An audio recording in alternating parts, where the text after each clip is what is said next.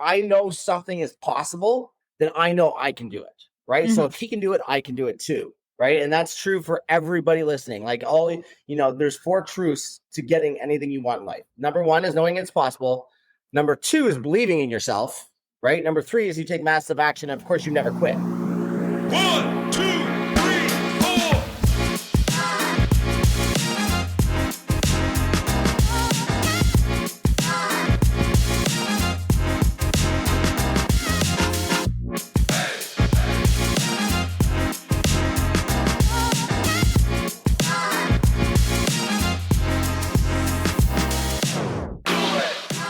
What's up, everybody, and welcome back to the pod for episode 117 of the On the Runs podcast. So much has happened in the past 50 days since we took our little summer break.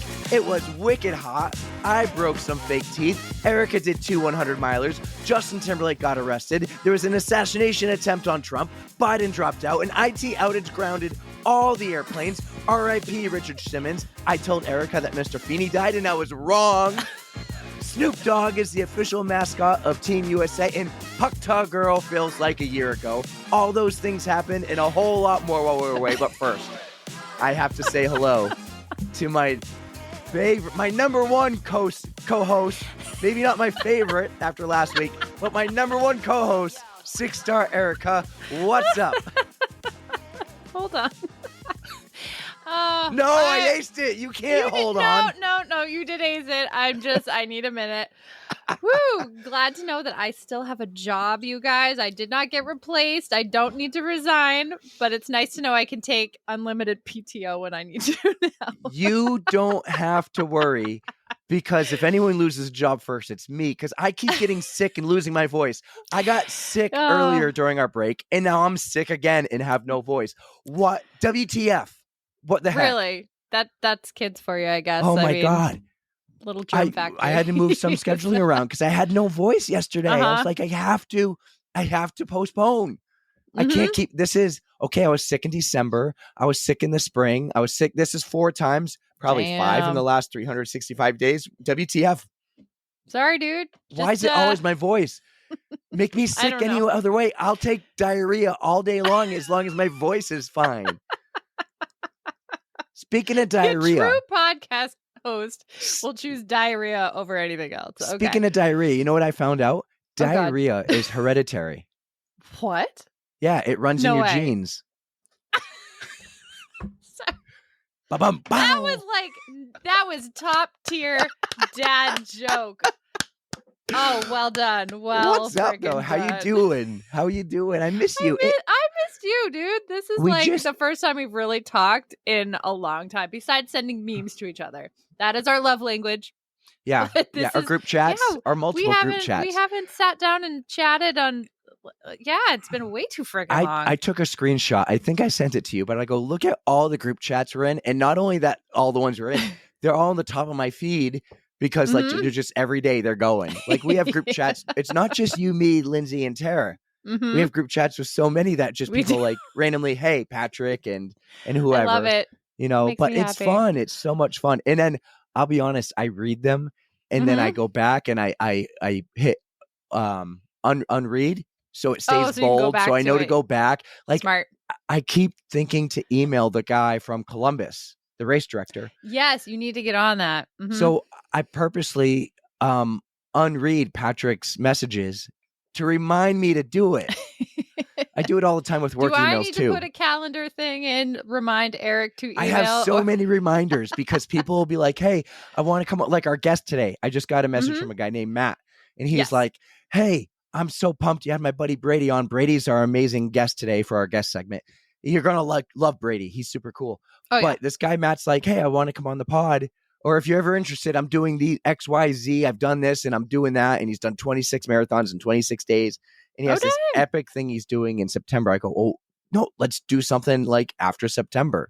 And we have so many fun, exciting things. I messed up my intro. Damn it. You know what I meant to add to it? That was like a hella... I feel like we need to unpack that a little bit. I wanted to say one more thing. What?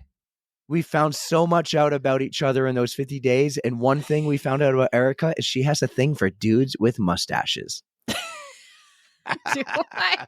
I don't You'll know. find a couple more weeks from now, you'll hear that episode, you'll learn. But I wanted to be like, I yeah, gotta say though, ultra runners do have pretty awesome mustaches. I don't know Yeah. what it is. Is it just like maybe the trail makes it grow a little bit more like Yeah. robust? Yeah. It must. The last time we recorded together was, I think, June 14th, June 17th. We did the foundation. So that was like That's when, right at my house. yeah, Mhm. what a beautiful evening that was. So that was the last time we really talked, but the last time we really did Tro's was the week before. I don't even remember who that was. We've done a couple guest appearances. We've had a couple guests on the pod we recorded with, but we definitely took a solid like 3 weeks off. Mm-hmm. We did 2 recordings, I think, with guests during that 50-something days. But then So I came back with Michaela and we gave our little recap. Yeah, So you guys should we did check do that. out You're if right. you haven't yet. I mean, Oh. but it's still not enough to count as like, I don't know. We still haven't talked. So much has happened. Let's talk about Mr. Feeney. I told you he died and I was wrong. God. All right, we're in the group chat, me, Tara, Pterodactyl, Lindsay, and he goes, Erika, Mr. Feeney, with like a crying face. Because or something. you love and Boy Meets World. I do. I have such a soft spot for that show. And I literally just go, no, with like 17 O's. And here I am. I'm on my phone and I'm like Googling it. I'm like, William Daniels, where is he? Couldn't find a damn thing about this. I'm like, did this literally just happen 14 seconds ago and he found out about it somehow? And I was like, what happened? And it takes you forever to get back to me, by the way. Forever is But like then- 20-something minutes. But then you sent me like a Feels like a screenshot. century. You're like, it's all over the internet. It was. And who was it? Who was it? It was Bob Newhart. I was like, so how do you? They look It's alike. really- but it's hard to be like, phew, Mr. Feeney didn't die, but then Bob Newhart did. Like, come on, that's not a fair trade. But They none look of this so is much fair, alike. But Instantly, I just thought I'm Mr. just Feeney. like, oh my god. When I see him, I think of Mr. Feeney and I think of Elf. Because Yes. Bob Newhart is the actual guy in Yes, Elf. yes, The he whole is. time, every time I watched Elf, I thought that was Mr. Feeney. So I've But always thought Gave Bob me a Newhart frickin' was heart Mr. Feeney. attack. I'm like, oh my god, he lives for another day. But Mhm. but William Daniels is like 97 years old. Like he's Yes. he's I mean, getting he's there. old. It's I know. It's That's any why day I'm now. like, no, don't say that. Knock on all the wood, dude. I'm gonna be so sad. But that was not a fun conversation. I was like, oh boy, oh no. Way back when we started this, Mhm. your man crush, your hall pass got arrested. Oh my god, this is really gonna ruin the tour. But what makes it worse, like, so never drink and drive. That is just a stupid idea. But he what is he pull out of a club, immediately gets pulled over, and the cop was so young that he didn't even know who he was. Yeah. Who Yeah, I doesn't know read- who Justin Timberlake is? He was in the Trolls movie. That's for like young kids. Like there's a lot of generational gaps that's being filled with that kind of movie. So Yeah, come that on. was wild. That was wild. So It's really gonna ruin so the much has tour. happened. You did 200 milers. You I decided to did. keep one silent, and I need to tell you this. Yeah, go ahead. I give you so much shit, and I have thought sometimes you're soft for good reason. For really good reason. I can never call you soft again after you completed 2 100 milers, the Mhm. second one 2 weeks after, in the worst, most disgusting weather of all time. It was disgusting. Yes, But I'm going to I call gotta you soft. I'm pat going to myself. keep calling you What? soft Well, because you just did something so badass, but you won't go do 24 hours of anchor down. I have. What's stopping you now? Because I know I can't get 100 in it, and I want. Yes, you can. I haven't hit. All right, let me get 100 under 24 hours somewhere else first, and then I'll be like, all right, I got the because time of the down. 24 hours. The 24. So let me try that, because we all know anchor down is badass in itself, and it's gonna wreck you. Like it's hot, it's gross, and just being out in the baking sun all day long. Like I need to It's at only least 12 know I hours can in the do sun. it. Yeah, after 12 hours, like it is a beast of a race. So. I guess I forgot that you did them in your hundreds and over just under 30 hours, I guess. Yeah. Yeah. The second one, what was your time? Oh, I did better. I did a 27:45. So that was like almost, that was like Wait. an hour and 40 something The minutes. super hot one improvement. in Massachusetts?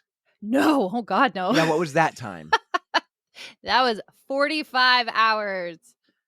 And I'm You still did in proud of that. 45. Okay, but 2 weeks I'm after, so proud of that. I was so impressed. I honestly, I don't know what words to use here, but I didn't think you were going to do it. I thought you were going to drop out just for the fact that you would be like, well, I just did 100 2 weeks ago and I have 72 hours and I really want to sleep. I was shocked that you did the whole 100. Shocked. Well, I had some good people on my side, like Karen Clark. I told her, I was like, dude, you can't let me quit this. Like, I have this much time to do it. There's no excuse. Like, I can sleep. I can do, like, take rests. I can do whatever I want. So she just was like, no, you got this. And I watched her crush it. She did so fantastic. I was like, I can't not do it now. Yeah. If she can do it so spectacularly, I can do it mediocrely, I guess. But I did a little recap of it on Culture a couple of weeks ago, and it actually just dropped. I listened last yesterday. Week. So it was a lot of fun to talk to some of the people who were there, get some different experiences of it. So you guys should check that out. It's the Culture Trail Running Podcast. I think it's episode 298. Wow. They invited me to stay for like the whole episode. I know. felt really I special. listened through the second guest. And I think the third just started. And the third guest is a guy, and he's doing hamster wheel and anchor down. Yes. That's Craig. Craig Mommy. Mommy Wallace, I think. So I had to tune it out sometime around then. It was bath time. It was actually after bath time because I listened while the boys were in the bath. Oh, Hamster Wheel is going to be lit this year. There's so many people from Notchview who are coming up. So that's basically like all the Culture crew. You know, they're coming up here in our neck of the woods. I was shocked about two things. One, not so shocked that you didn't really drop the name of On the Runs, unless you did after. Oh, he gave a whole thing at the end. Okay, I haven't made it there. Art was very nice, and he was like, "You guys got to totally check out On the Runs," and I was like, "You're so okay, sweet." cool. So, and we're in the show notes. The second thing, I was kind of shocked about, and I thought you would have done this instantly. I'm like, "Oh, here it comes! Here it comes!" What? When Greg, you said his name was Greg? Craig. When Craig talked about, "Oh, I'm going to be at Hamster Wheel," I thought instantly you're going to be like, join my team. I need another body for the camper, and go into this whole thing. Eric's going to bring the camper if I can get 5 more people. I was like, I'm not I can't sniping believe she people didn't do from it. Celeste. He is with Celeste. He's with so Celeste. I'm not going to snipe from Wait, Culture. is No he way. with Celeste or is he with Celeste? Wow, I can't say with, I'm like, with which Celeste. Celeste is married, so they are. Could it be him, or could she could have a side hustle? No, definitely not a side hustle. What? No, they're just really good friends. There's a whole crew of them. There's Liz, Ashley, Celeste, Craig. I think those were like the core 4. There was have you met Danielle? But I don't know if she's going to be there. But there's like a whole crew of fun people who are going to be up there. So I'm not sniping from them. We're all friends now. Cool. Want to keep the blood good blood, not bad blood. So how many? You've done 200s this year. Yeah. You're going for one more. I got 2 more. Two more because Yeti, but hamster wheel, and then you got ADU, which is coming up in 2 weeks. 2 weeks. I'm ready. Do you have a support crew there? I got hype man Dave. I think he's bringing his wife too. Tara. Cool. Tara, not pterodactyl. Well, you're pretty good without the support crew now. I mean, I think I'll be okay. Plus, there's going to be so much of the pod fam there. Like Celeste is going to be there again. Actually, Craig. You're going to have so many people there. I actually don't feel so bad because there's so many people there. Where let's just say it was your first, I would be like, I feel like I should go because I want to, 1, see it, and 2, I feel like you really want it. The last couple of years, you really were like, I kind of need you there. Well, I always like to want make you there. feel better because it's a night race and then you have to drive home. Really just a driver. Well, now I can do it because I drove home after, I think I got 3 hours of sleep within the entire Notchview race. I was up for like 60 something hours. So you should like plan to get there and camp right next to Celeste or to Candace or somebody. now that I don't have to wait for you to get out of work, I can go down whenever I want. So You weren't waiting on me. I went and got the rental car and picked you up in the morning. I and forgot we left. you got a rental car Yeah. last year. Well, now I've Trying got to my pin it car. on me, waiting on me. Bullshit. All right. Let's get to our guest segment because Brady was freaking awesome, man. Yep. Oh my God. He was so full of energy. I just love the whole vibe that he gives off. Brady is awesome. He's living on an island, building his cottage. They're getting attacked by bears at night. I can't believe it. He did this race that put him in the hospital and he didn't even know where he finished until like days later. Unreal. He's done some other crazy epic shit. He invited us to his place. We'll see if we can make we'll it. have to take him up on the offer eventually. I want to go to the island. He's the boat taxi. So I think we get to it. Let's get to Brady. Hell yes. The boat taxi man. This epic guy who does crazy. And we didn't even talk about his wife. I'm going to spill the beans on this now. His wife, he posted a video of her paddleboarding the other day with one arm. Doesn't get she any more only has badass one than arm. that. I'm like, how did we not talk about how much of a badass she is paddleboarding around this lake with one arm? Like, just I sense another episode in the works. Yeah. Bamf.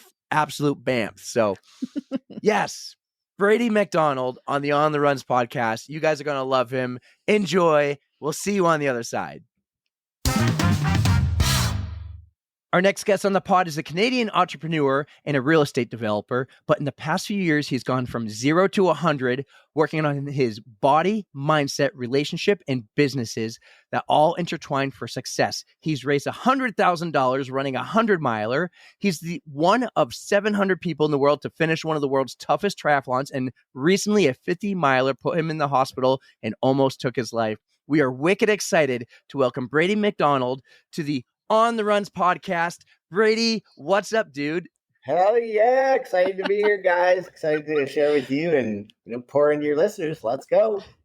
We are so excited to have you, Brady. I mean, I love the teasers that Eric gives because he already touched upon a bunch of things that are just blowing my mind. So I'm very excited to get to know you better. But let's figure out where are you joining us from? I think he said you're Canadian. Where in Canada? Yeah, so we're Canadian. We're about an hour and a half north of Toronto. We're actually, so in 2020, we put an island property on our vision board, and we officially here. We live here for 2 months. Amazing. The 10 months of the year, we're actually in Florida now. So, yeah, so we're just very cool. Huge vision board people because this shit just becomes real. I mean, you obviously have to take action, but yeah. I'm actually working on my first ever vision board. Maybe I'll have questions for you later, but I got one in the works for a few other things.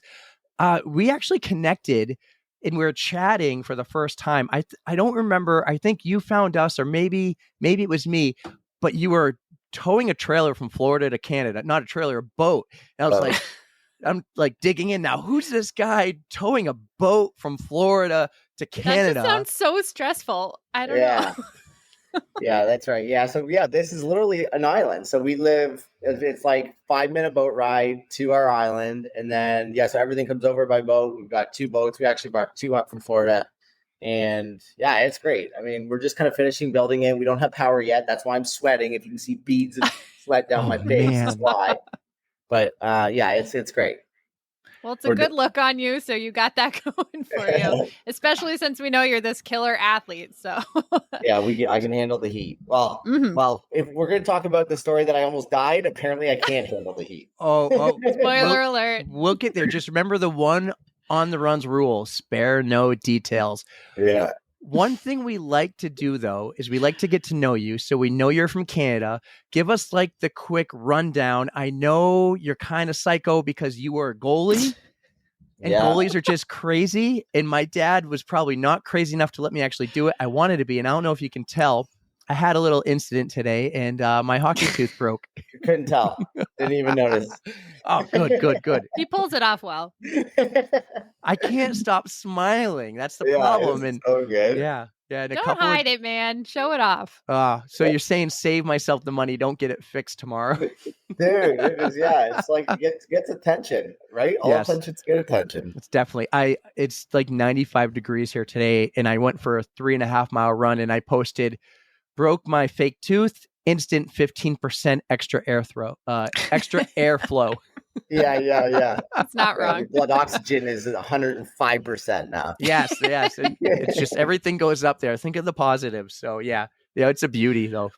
That's great. So yeah, give us the lowdown. Tell us about Brady. Give us like your growing up story. Yeah, you definitely did some research to find out it was a goalie. So I would say like let's go back to that actually. So 11 years old, grew up in small town Ontario, Canada. My parents were paycheck to paycheck. At 11, they actually got a divorce, and it was like from that moment on, I basically have this childhood that I can't remember. So I was just in like protective mode.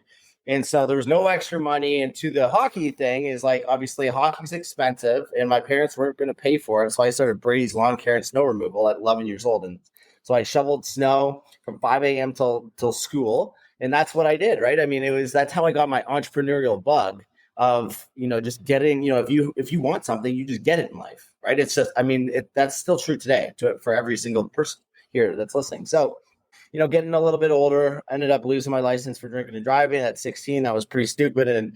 And my parents, I was living at my mom's house and they're like, son, you got to grow up. And so the most successful people my family knew were forest firefighters in Northern Ontario. So they thought, okay, hey, let's send this kid down this path. He likes to be outside. You should go to school for forestry. So I did that. I went to school for forestry at 17.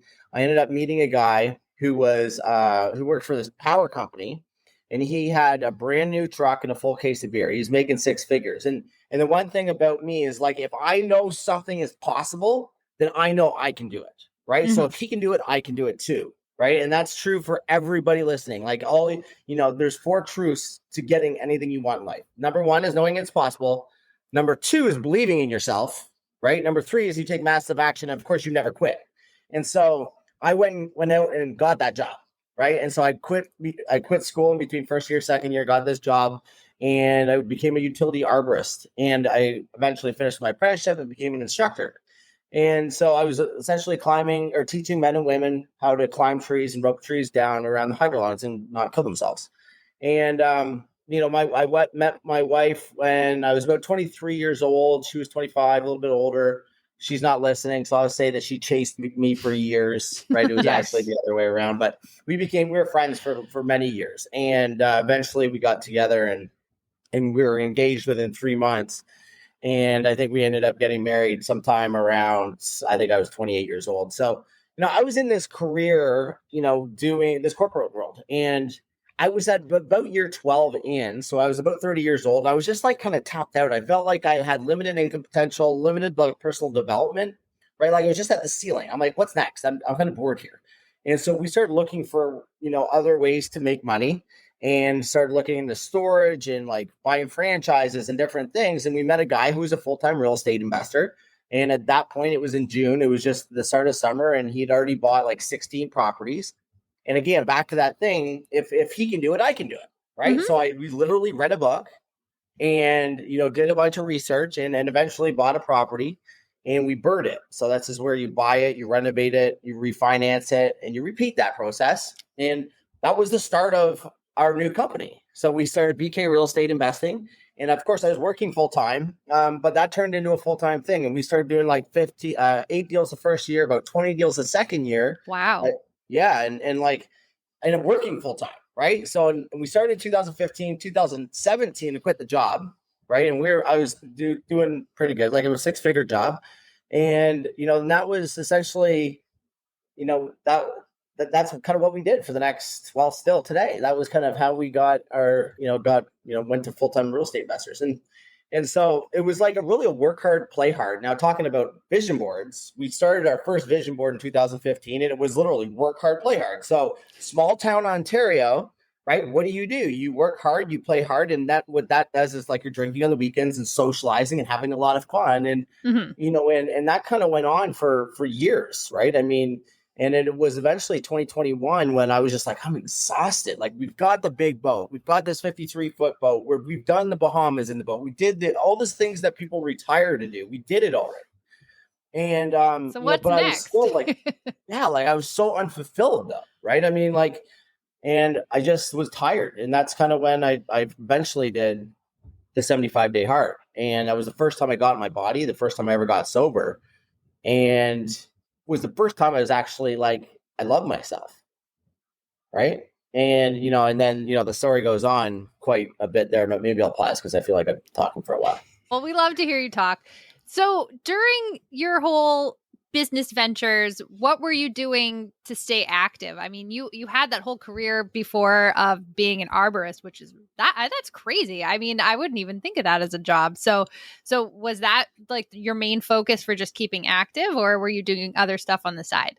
So I never worked out really until I became an entrepreneur, and I, I stopped, being physically active in the job, and I was like 30, and my back started hurting, and I probably had a beer belly and everything else, and I then hired a personal trainer at that point.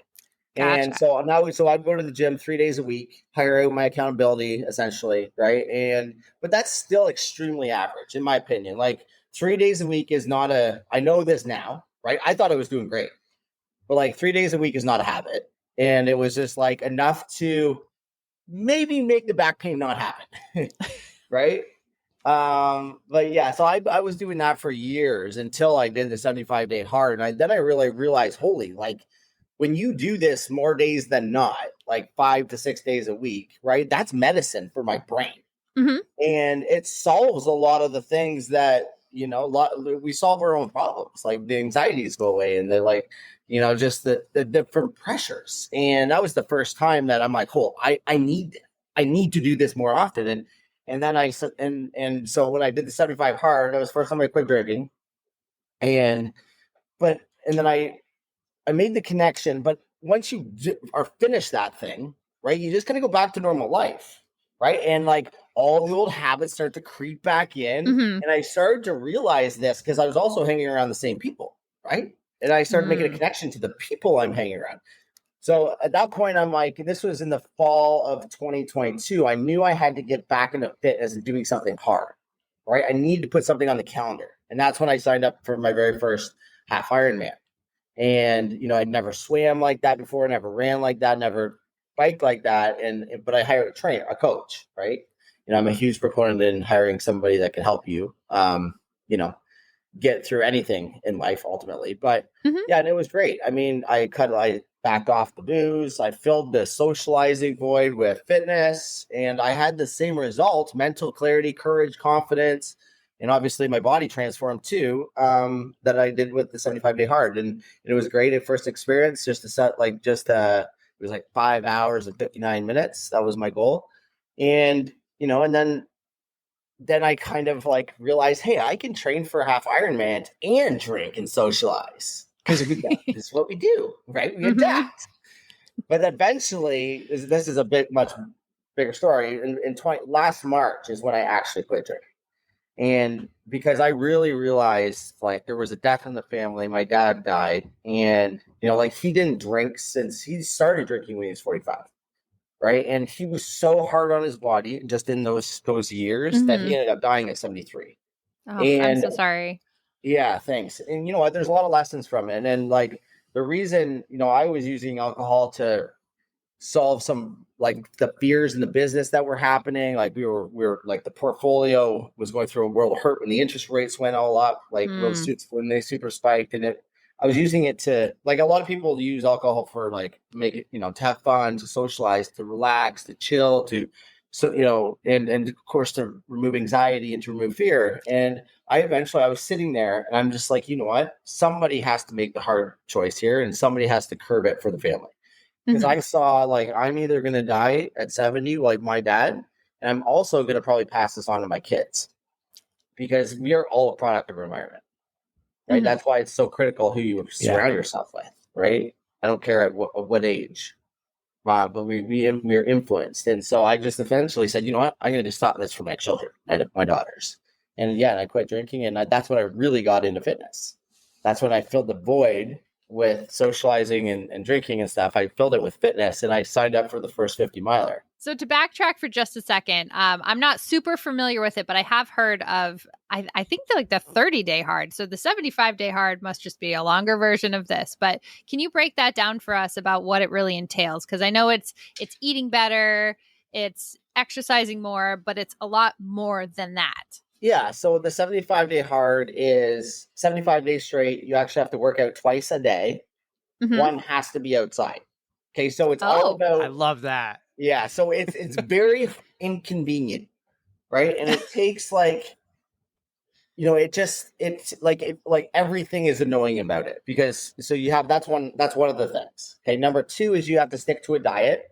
So you can count your macros. It has to be healthy eating. No junk food, no fast food, that type of thing, right? Okay. And the next one is you have to drink a gallon of water a day, which is one of the hardest things for a lot of people. You have to read 10 pages of personal development book.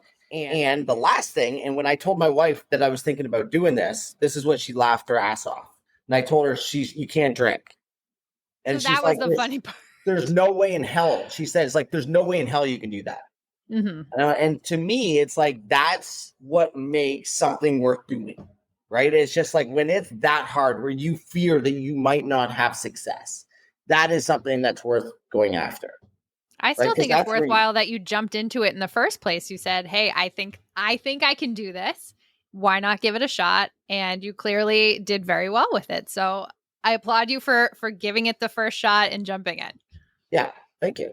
Yeah, and the thing about the challenge is like it's realistically, once people listen to it, they'll probably recognize it now. It's that omnipresence, like it's kind of everywhere. But so one of the things that we did is it's actually most people that start it will fail or quit within the first week. It's that hard. It's that inconvenient.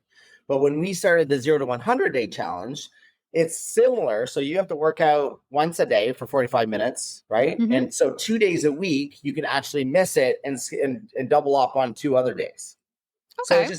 it's for real people, but it gives you the same results. So it's gonna it's gonna really build those the daily habits essentially, right? So the next thing is that you have to eat healthy, no junk food, no fast food, and no alcohol is another big factor because it's a huge thing and just becoming great at life, in my opinion. Anyway, and then the last thing is just simply preparing for the next day. So taking the time, scheduling your workout in your calendar, whether it's a run or you're going to the gym or you're doing body weight workouts, and knowing what you're going to eat and making sure you get enough sleep, right? Like that is so critical. And that's what, a lot of people have a problem with alcohol. And that's actually the problem with alcohol, right? Is that it destroys or actually removes all REM sleep that you would possibly get in a night. And so the alcohol is not the problem. I like to just talk about that once in a while because it helps change the relationship with it on why sometimes we shouldn't drink, because it's not the booze. It's actually that you do not get REM sleep. Right? I've found that quite a few times myself. Yeah. You just don't Erica feel good values in the her morning. sleep. Oh, I do value my sleep. Absolutely. And Yeah. I do admit it does not help with that. So A lot of us think that it does. A lot of us think that, it helps me get to sleep, which it does. well, it right? passes you out, but then what do you do? Like it's just That's black. true because all those people are like, oh, I just want one or two or a glass of scotch or something. And I'm not, I'm more of a social drinker. My sleep problem isn't drinking. It's 3-year-old twins. So. Oh yeah. Oh, you've got twins, dude. Yeah. And 3 years old. We've got a 3-year-old and one's enough. Yeah. And I have an 8-year-old daughter to boot, before them. And now I got the 3-year-old twin boys, monsters. They're amazing. Wow. Absolutely amazing. But that's fun. Before the twins, I was doing all the triathlons and the Ironmans. And so I want to ask you, what was that first 70.3 you did? Puerto Rico. Oh, that's so cool. Yeah. It was Puerto Rico. Yeah. It was very hot. And yeah, it went well though. Like, I trained for 4 months. I put in the work. I did it just sub 6 hours, which was exactly my time or my goal. And it went pretty good. I mean, it was just like that run was excruciatingly hot. I don't even know what the temperature was, but there's this one place I think it's called like Hell's Oven, where you're like running around the water, but like next to this giant wall that's just baking you in there. Oh, yeah. And some of the hills are like those old cobble streets in Taiwan or San Juan, I think. Yep. San Juan, yeah. And they're like insane steep. You're like, yeah, it was crazy. But yeah, it was a very good experience. It was very That's hard. cool. I was at the one in Cozumel as a cruise support, and Cool. it was so freaking hot that day. I'm more of a fan of doing the ones in your neck of the woods. I did Mont Tremblant. I'm like, this is perfect. Cool. Summer in Canada, perfect running weather. It was great. Yeah. So, yeah. Which year did you do Cozumel crew? Cozumel, I crewed in 2018. Oh, cool. Maybe 17. I think it was 18. Okay. But yeah. So my buddy was doing all these Ironmans, and I was his crew, and I was like, this isn't. I watched a local one, and I saw a woman doing it on a Huffy. I'm like, I could do this. I just need to learn how to swim. Yeah, sure. And so I started training with him as he's Kona ready, and I'm like, let's just survive the swim. Yeah. And he did Mont Tremblant, and so I said, when I do a full, I'm going to do it. So I've done like four halves, I think, and then I've done the one full. But it's a lot of fun, and I know you did one yesterday too. We'll get to that. But yeah, man. So you're very successful and driven in business and being an entrepreneur in any kind of field. Like, you just go for it. You see someone else do it, you're like, if he can do it, I can do it. So He's now driven you're living in life. Yes. All together. And you got your vision board, and you're like, in a couple years, we're going to live on an island, and you're doing it. But you realized at one point, okay, I wasn't taking care of myself at either. I was just like working hard and getting what I wanted financially, I guess. You got the big boat, you got the houses, you live in Florida 10 months of the year, you live in Canada for another 2. And then you realize you had to do this. So what was outside of that 70.3? Like, what was the next challenge? Because you seem driven when you see something, and it's not like your local 5K. Like, you do some epic hard shit. Yeah. So when I quit drinking that day, so we were actually in the Exumas on my boat with the family when I decided I was going to quit drinking. And so when I quit drinking, I signed up for a 50 miler in the Keys. It's the Keys 50, the same weekend as the Keys 100 miler. And so we know somebody who's done that, and that's crazy. Yeah, it gets really warm down there. So hot, yeah. So I trained for 3 months for that. I have a coach. So my coach is, do you know who Jesse Itzler is? Mm-hmm. I do, and I would love to talk about him with you later offline. But yeah. He's cool. He is cool shit. Cool. So one of his coach, Chris Hoth, he's won Kona before. So he's my coach. So I talked to Chris. Yeah, so Chris and I started training. Put in the work. I mean, so that was the 50 miler. It was May 20th, a year and a half ago, I guess. And it was 109 degrees Fahrenheit. And we started at like 9:30 or something like that, because the 100 milers start at 5:30 in the morning, in a different spot. Yeah, it was just excruciating. So, we ran the first little bit, there was 3 miles, and then you hit this thing called the 7 Mile Bridge. And you would think that you're running on this highway and it's like all like ocean and stuff, that it would be cool. And it's like the opposite of that. It's like an oven. The asphalt is just so crazy hot. So I got across that bridge, and now you're like 12 miles in, and it is like, it's now we're 2 hours. So it's probably like 11 o'clock. Right. Mm-hmm. And it is so hot. And so we had like wet rags. I was obviously running with a Solomon backpack with water and electrolyte and stuff in it. And we could see, we had to self-crew it. So you had to hopscotch. Your crew would see you every like 25, 30 minutes. And so we were trying to figure out how to keep the body cool, because it was so frustrating. I had towels over my head and ice bags everywhere, trying to like cool myself down. I'm like, I was getting so frustrated by my 14, 15. I'm like, we need to do something different. I was like, not kind of losing my mind, but I got into a rhythm where I literally grab a bag of ice every 30 minutes. I would put it behind my neck, and I would run. I would do a 4-minute walk, run, 1 minute walk. Mm-hmm. So 4 minutes, I would have it on my neck. 1 minute walk, I'd stick it in my groin, right? And then during like 45 seconds into that walk, I would take it, dump it all over my head, and I would zip it back up and put it back on my neck. And I literally did this for the next, 38 miles or whatever it was. Oh my gosh. And it was like a machine though. I didn't sit down. I didn't stop. And eventually got into Key West, right? And I was, I didn't really realize, like, I was drinking a lot. I sweat like a mother, like crazy, Mm-hmm. right? And, I think we were doing pretty good. But like, I got into town and like, I was delirious. I didn't know where I was. I got lost. right? It's the first time you're not on a highway, just straight. And so the crew went to the Right. finish line, and I'm in town, like, like wandering around town, and it was like a movie. There was a girl that like stuck her head into the second floor of a house and says, "Are you looking for the finish line?" I'm like, "Yeah, where is it?" And she's like, "Go up this street, turn right, go down there." I'm like, "Okay." Like, so I get, run. I eventually go across the finish line. And I was like down and out. I was laying there, and I'm like, I was down and out. I was just like so done, right? And we waited around for a while, and we waited for probably like an hour and a half, 2 hours, because we were trying to figure out what place I was in. So they told me I finished in third place, which I'm like, hey, that's amazing, right? Podium finish, not bad. Right? And so we get into the car, and I'm horizontal in the back of our Expedition. We go to our rental property, and like my wife's trying to feed me and give me stuff. She's calling my coach, and I'm not doing what she's saying, right? And eventually I get some food in and I just puke. And she's like, "Okay, get in the thing. I'm taking you to the hospital." And I'm like, at this point, I listened to her. So now she's like, something's really wrong, right? Because I actually listened to her. And so she gets me in the back of the Expedition. We're driving to Marathon, Florida. We have to go across that 7-mile bridge. And she gets there, and there's ambulances there. They're on the bridge just because the 100-milers are just getting there. And so she gets out. She's like, and they're like, ma'am, you can't stop her. You got to go. She's like, no, my husband's really in really bad shape. You got to come see him. So the ambulance people come to the back of the vehicle, look at me, and immediately bring the stretcher over, stick me in the ambulance. And so they rushed me to the hospital. They're asking me like who my daughters are. I didn't know. They thought I thought I ran in Canada.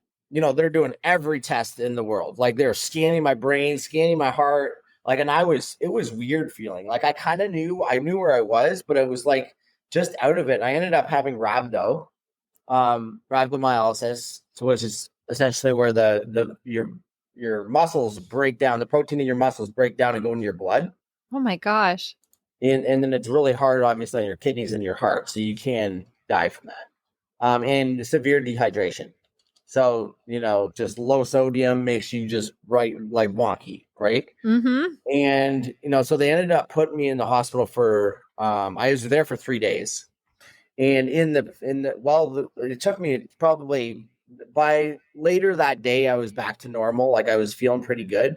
But when they were doing more cardiology studies and stuff, and they realized like your heart you have a hole in your heart.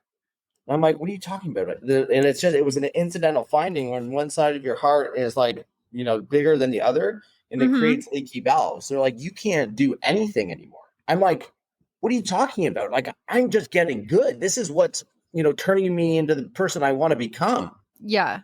Right. And it was terrifying. They're like, no, you can't work out. You can't go to the gym. You can't do anything. The only thing you can do is golf. And I'm like, there's no way. There's no way. And so, and in 3 weeks, I had 29,029, which is the Everesting thing, where you go up to 29,000 vertical feet up a mountain. And I'm like, I need to figure this out. They're like, well, you can't until you get cleared by a cardiologist. So, of course, I don't really take no for an answer. I found a cardiologist that would look at me as soon as possible. It was in Florida.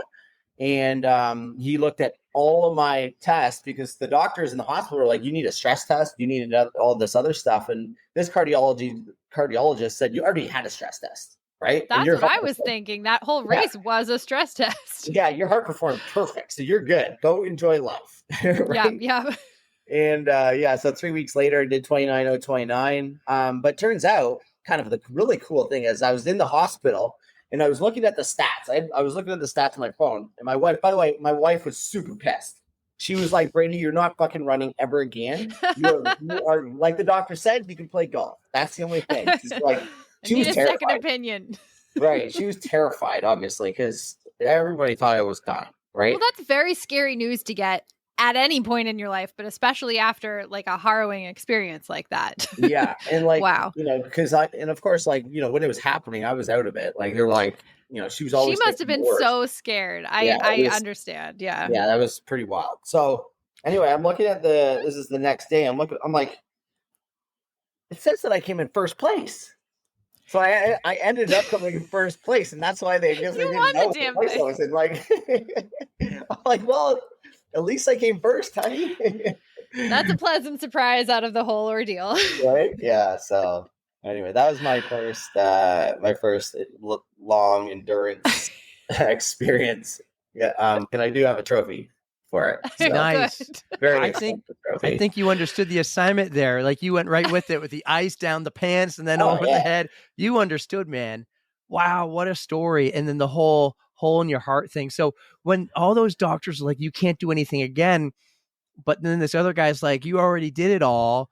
Like, was that a big sense of relief? Like, yes, I'm good to go. Or were you at all concerned that something like this could happen again? Yeah, no, I don't think like what would actually happen didn't have anything to do with my heart. It just was like an incidental finding. Yeah. And so I was pretty confident that I was going to get clearance, pretty quickly. That's just my internal optimism probably kicking in. But yeah, once I got clearance, like my wife was super pissed that I was doing 29:29 immediately. Like she's like, take it easy, and then so after I finished 29:29, that's really where I came up with this like 0 to 100 like philosophy, because Yes. I flew right from there to Puerto Rico to hang out with my buddy and one of my very first business coaches. And we were thinking about some different business ideas, and we came up with this like, because he's got a life by design philosophy where everything he does, everything he relates in business and in personal is like by design. It's not, or like by strategy. It's not by like, that's how he lives his life. And so we created the 0 to 100 because that's essentially how I've lived my life, right? But it's also a way that we can relate, or I can relate all the messaging that I have, right? And whether it's in business or in fitness or whatever. And so I was flying back from Puerto Rico, and my coach asked me, "Okay, Brady, so like, what's next? We got to get something else on the calendar, right?" So like, it's just, and I'm a huge proponent. Anybody that's listening, you always have to have something on the calendar. Yes. To work towards, right? Like it's critical. And so, I'm like, Chris, I don't know, man. I'm like, dude, I think I want to run 100 miles and raise $100,000 for children's charity. He's like, dude, I don't know. He's like, that's a lot of money. I'm like, I'll get it. I know how to do that. And he's like, all right, let's go. So that was the next thing. Is 3 months later, we started training for a 100-miler. And so, yeah, it was 3 months training for the 50, 3 months training for 100. And on October 17th of last year, ran 100 miles. I started at 4:30 in the afternoon, ran all night. It was at the Running Man Festival, Jesse's Festival. I'm glad you brought it up because I keep seeing this Running Man Festival stuff and it looks like a super cool time. So yes, tell us about the 100-miler, but also tell us about Running Man. This whole event seems amazing. Yeah, Running Man is super cool. Like they have the world's largest sauna right in the center. They've got a 1-mile track around the outside. They've got a massive stage, great speakers, and really it's just great people, right? I mean, this is the place that, if I was single again, I would be going to Running Man Festival. If I want to look for friends, I would be going to Running Man Festival. I'd be going to Ironmans. Like this is where the best people in the world are, in my opinion, right? Because they do hard shit. And these are the people that you want to be around. And so, yeah, super great experience, like ice baths, and sauna, massage, and good food, and good people, and it's just great. So yeah, I asked Jesse if I could run the 100 miles there, and they gave me the all good the clearance. So yeah, so they were. I started at 4:30. They were doing all there's the big speeches on the main stage, and I'm just kept on running, and it got dark. We just ran all night long. So you just did your 100 miles around a track. A 1-mile track. Yes. Oh my gosh. How was that mentally? Just like 1 mile. Challenge. I mean, I guess runner's math can't be that hard in this case. Yeah, I mean, I was using my watch, but yeah, like, I mean, I honestly don't think it really mattered. Like you get on a mission, right? I mean, for me, now that I have run long distances, I guess, not around a track, I think it probably is better when you're seeing new things, like it helps. But yeah, like probably like 4 or 5 hours in, I was like getting to the point where, I wasn't listening to music. I had a crew with me the whole time. I was always running with somebody. There was always 2 or 3 or 5 or 6 people. And eventually I'm just like, I couldn't talk to them, right? Because I don't know, I don't listen to music. When you get into that pain cave, it's like, and the wrong song comes in on, it's just like completely demotivates you. It'll stop you in your tracks. We've all probably ran and then the wrong song comes on. It's just like ruins the day. You're like, oh man. Yeah. The vibe is dead. That's kind of what it was like for every sound, including my crew, talking to my crew. And eventually they would just talk to each other, which is super cool. And eventually I'm just like, this was after like 17 hours. So the sun had already rose. I'm just like, I needed to be by myself. All I could do is focus on my feet moving and just try to manage movement, like just like trying to get to that next the next spot. So I ended up running like the first like 5 hours. I ran it straight, and then after that, I did my 4 and 1. So for running 4 minutes, walking 1, and yeah, I basically didn't sit down for 22 hours straight and nailed the nutrition, nailed the diet, the hydration. And yeah, 22 hours straight. It's just the hardest thing I'd ever done. And it was really weird and spiritual. Well, really spiritual. So like and I'm not overly a spiritual person, but I'm getting more spiritual now, which is really kind of cool.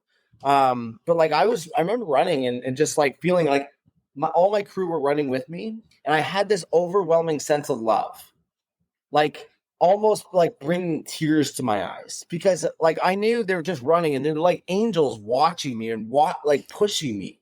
It was just the weirdest thing. And it was the very first thing that I felt like there was something else out there that was helping us.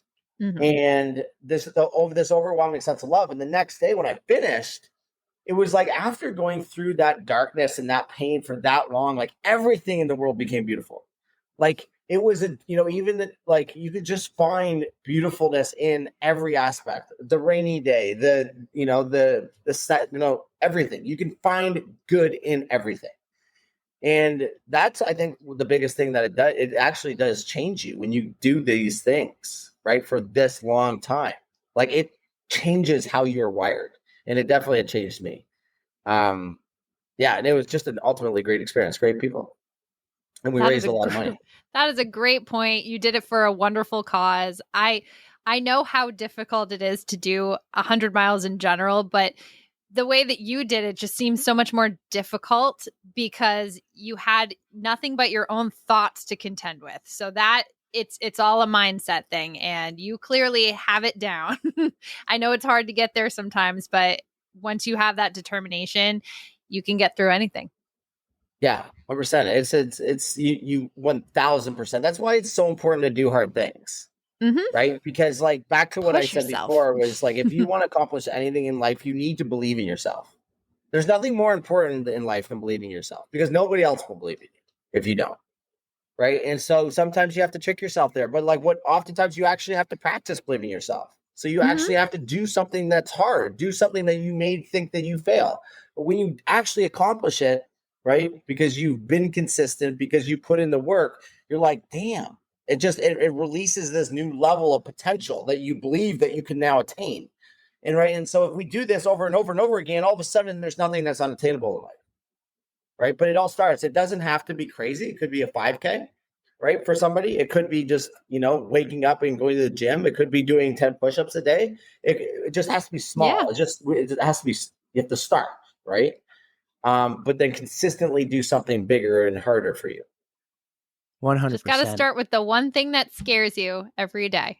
Yeah, it turns you into a different person. Yeah, 100%. I noticed you're really good with words, and you're really good with like kind of like motivating and pumping people up. You're also a professional speaker. I feel it too. And you do a lot of speaking. You do a lot of speaking engagements. How did you get into speaking engagements? And you found like your inner voice there, it seems. Yeah, I got comfortable speaking in front of people when I was a trainer, when I was teaching men and women how to climb the trees, right? And so I would speak in front of people all the time. And of course, when it's easy. And so when we started real estate investing, I love helping people, obviously. So when we started real estate investing, we would do these wine and cheese events in our house. And we would invite like 30 people. We would do this all on social media. We would attract all these people. They'd come to our house and we would have wine and cheese, and we would talk about real estate investing because, again, the hardest part is starting anything. So, when we were trying to help people get into real estate investing, so we would, obviously got a lot of experience then, and then that ended up on bigger stages with regards to real estate investing, and but real estate investing doesn't fuel me. I mean, when we talked about real estate investing, it was about systems and processes and how to scale it. And it's I'm so over that because didn't have the spark you needed, right? It just does nothing for me because it's just but when I went down this path and I realized, holy, when I look after my body first, right? Because it was what most people do is most of us chase the money, right? And in theory, most people are going to chase the money. They're going to focus on their career. They're going to try to make as much money as possible. And eventually they're going to create some relationships. And eventually they're going to hopefully have a whole bunch of money and they'll be able to work on themselves. They'll be able to spend more time on their mindset and eventually their body. And we have it all backwards. And that's what I realized. I learned that is if we actually just focus on ourselves first, right? We can, because, especially with women, I love to use this analogies. Who does the mothers look after first? Who do the grandmothers look after first? Most of the time, they look after everybody else, right? They look after the house. They look after the family, the kids, the grandkids, the cooking and all this stuff. But when I realize when I look after myself first, I can actually serve everybody better, right? That makes a lot of sense. True.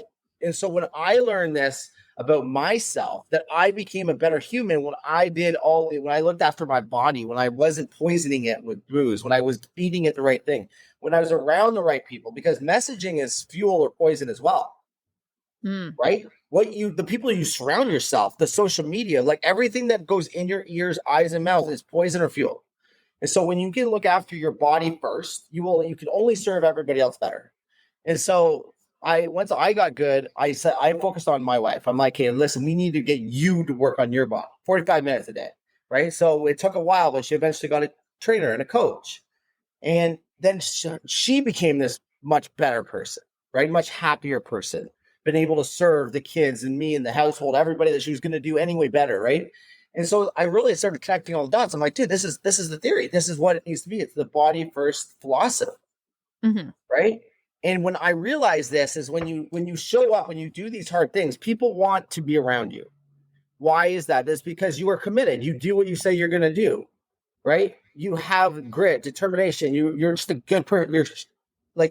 You're doing what most people won't do, right? And then, of course, make money and opportunity does happen. It just happens easier, right? You're not chasing it. Money runs when you chase it, which is generally why it's hard to make. Right. But this attracts opportunity. And so when I realized this, I'm I need to tell people this. I need to help people. I know all I can do is get them to do the 0 to 100 day challenge. If that's all that we can get them to do, this will change lives because that challenge will get them into their body. That'll make them look after themselves first. Being selfish is actually the most selfless thing that we can be. Right. And that's really what started inspiring me. I'm hey, I need to help people. The easiest way I can help people is to create this 100-day challenge. It's completely free. I show up every Wednesday. We all get together. We try to get them through this 100 days. And it's going to change not their life, but the lives of their families and everybody they touch. So that's kind of how I got into speaking more. That's the perfect segue. You knew I was going to. Yeah, you must have known I was going to ask about 0 to 100. You told us about the talk you had with the business partner in Puerto Rico when you flew down there. So tell us a lot more about 0 to 100, because at first I thought this might be 75 hard. It looks like you maybe take a lot of things that you learned and you made it into your own baby here. It's kind of like that. Yeah. But it's it's a real life one. It's because the 75-day hard, no one's ever actually going to live a life like that. It does serve its purpose. It works, but it's so hard that most people won't do it. Right. So this one, the 0 to 100 day challenge is this is designed to get people into their body and to look after themselves first, not just today, but forever, because it is a lifestyle that everybody can adopt, right? So to work out, so you're supposed to, these are the rules again. So 100 days straight, work 45-minute workout per day. Now you can miss 2 days, but you have to double up that 45-minute workout on 2 other days. So it can build flexibility. If you're traveling, if something happens in life, you're not going to just fail. You just have to make up for it. You have to eat healthy, clean food, counting macros ideally, right? And you have to not drink alcohol, which is a huge thing for, that's the hardest part for a lot of people. And then the last thing is just simply preparing for the next day. So making sure that you have your workout in your calendar, making sure that you are thinking about what you're going to eat, and that you get enough sleep. You have enough rest. So whatever that is for you, if it's 7 hours, 8 hours, but you actually are intentional about that, because, like, having success in life doesn't happen by chance. It doesn't happen by accident. Becoming a great person doesn't either. Right. And so to do this, it takes intention. And so that's what that last thing is all about. It's really about setting yourself up for success every single day is what we got to do. We're going to win tomorrow by starting today. Yeah, that's some of the hardest things to deal with is the getting enough rest, enough sleep. And for me, it's the meal prep part. And actually, it's most of the eating parts. Like I don't fuel my body with the best things. I do enjoy a good treat here and there, but that is where I would struggle the most, is just making sure, like, the meal prep. I know it takes time out of a day to just to do a whole bunch of meal prep. Like Sundays are usually like our friends' meal prep. And if that's what it takes to set yourself up for success for the rest of the week, I would just need to do it. Yeah. And that's your intention for the week. And just everything else will hopefully fall into place. But as long as you have the intention, you're good. Yeah. Yeah. Like habits. So one of my favorite books is Atomic Habits. Right. Mm-hmm. And so it talks about making good habits easy and making bad habits hard. Right. And so it's just like, it's really about stacking the little habits to make the easy one, the ones that you want, so easy that they're doable. And, and so like for food, like what we do is often we don't like get too creative, but whatever, if we're going to cook lots. Yes. Right. And so there's no point in just cooking for one meal, just cook for 3 or 4 meals. And so that way you don't have to like spend an entire day. Right. You can literally just cook a meal and just cook lots of it. You'll have like one dinner and like 3, 4 lunches. Right. And so, and just don't overcomplicate meals. Right. Like, I think that's another big thing is like, you got your chicken, just cook a ton of chicken. Right. And then you can eat a ton of taco meat as an example. Right. And I think if that's again, you're going to try to make it so easy that it works. Right. In your lifestyle. So, a couple tips. Outside of drinking, what is one of the hardest things people have stopping, getting rid of when they're doing a challenge like this? Yeah, I think the biggest thing is it's scheduling. They're scheduling themselves. It's the biggest problem is not scheduling their workout, and they think it's just going to happen sometime, like magically, but then their days get derailed. Right? Because kids happen and life happens and business happens. All of a sudden it's like 11 o'clock and you still haven't got your workout in. Right? Like, God, that's so true. Yeah. I mean, it's just life happens. Right. So I think that's the biggest thing, really. I think, but like, and we often leave the hardest part on our to-do lists. Right? Like a to-do list. I hate to-do lists, by the way. Like, because to-do list, you'll do all the easy shit. You'll do all the things that you like to do, all the fun, right? But you'll leave all the shit on there that sucks. Yes. But probably is the most important. True. Right? And so how do you get rid of that shit is I always have a to-do list, of course, but I take the things off the to-do list and put it right in the calendar and block time for it. I like that. Yeah. I actually do that to like remind myself to email somebody, like over the 4th of July weekend we just had. I'm like, okay, remember to email Brady and ask him to come on the pod, and I put it on like the 10th or something, right? Exactly. I do those. And I put those reminders in there because I have so many things going through my head. 3 months will go by, I'll be like, oh, I should email Brady. Well, I said that 3 months ago. Yeah. So easy for it to go in one ear, out the other, and then forget. Yeah. Yep. Yeah. We have list galore of like bucket list things or things we want to do. Maybe we have one for a future guest, and we just, when we think about it, we go to our own Google Docs page that the two of us have created, and we throw it on there, and we're trying to like once a month or so, like have a business meeting, have a podcast meeting. Maybe it's while running, and then we talk after, and we'll like hit those things up. What was next for us on the to-do list or the checklist of things per se, and maybe our vision board that I'm slowly working on. So Yeah, I oh, love man, that. this is so cool. I have one more 0 to 100 question, and you can talk all you want about it, but you mentioned like Wednesday group chats or something. So have you built a community, and tell us a lot about that community and what everyone experiences if they signed up for 0 to 100? And I think Yeah, you said it was free.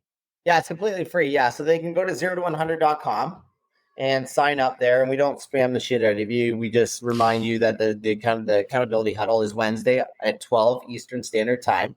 And so it's 30 minutes. It's generally 30 minutes. We have guest speakers every 2 times a month, and the guest speakers will come on and talk about, how to get your kids involved in this, or nutrition, or physiotherapy, or like nerve floss, or like different health and fitness related experts come in and speak to us.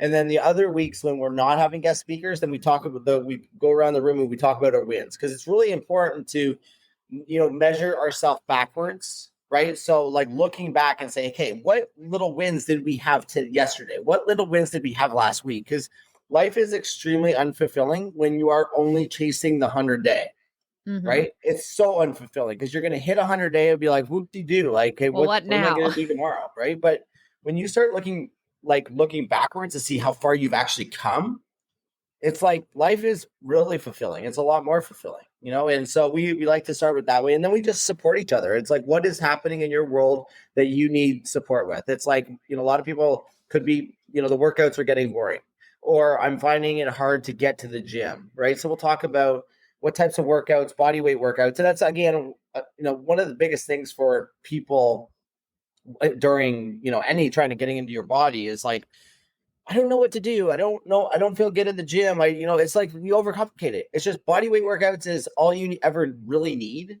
and so we'll help with like diet, exercises, diets, meal prep, any hacks, like, we're just ultimately there for each other, trying to get them through this. Right. And yeah, that's what Wednesday is about. That is great. I love that there is a community aspect behind it, because there's always power in numbers. And if everybody is just trying to do the same thing and celebrate all the little wins, it's an overwhelming feeling just knowing that everybody's in the same boat as you and that you're not alone. Yeah, 100%. Yeah, there's it's growing. I mean, there used to be lots of weeks where there was like three or four of us, but now we have like 48, 50 people on there every single week. It's That's pretty awesome. amazing. Yeah. That's a big turnout. Yeah. Yeah. How long has this been going on? Like the birth of 0 to 100? I think so. I officially started like the company. I remember like I started the hats and stuff, and I would print them out, and I would be on podcasts. I would like print them out on a piece of paper and stick it to my forehead. And so that was back in, that was last summer, I guess, in June. And and then we started the 0 to 100-day challenge about 6 months ago.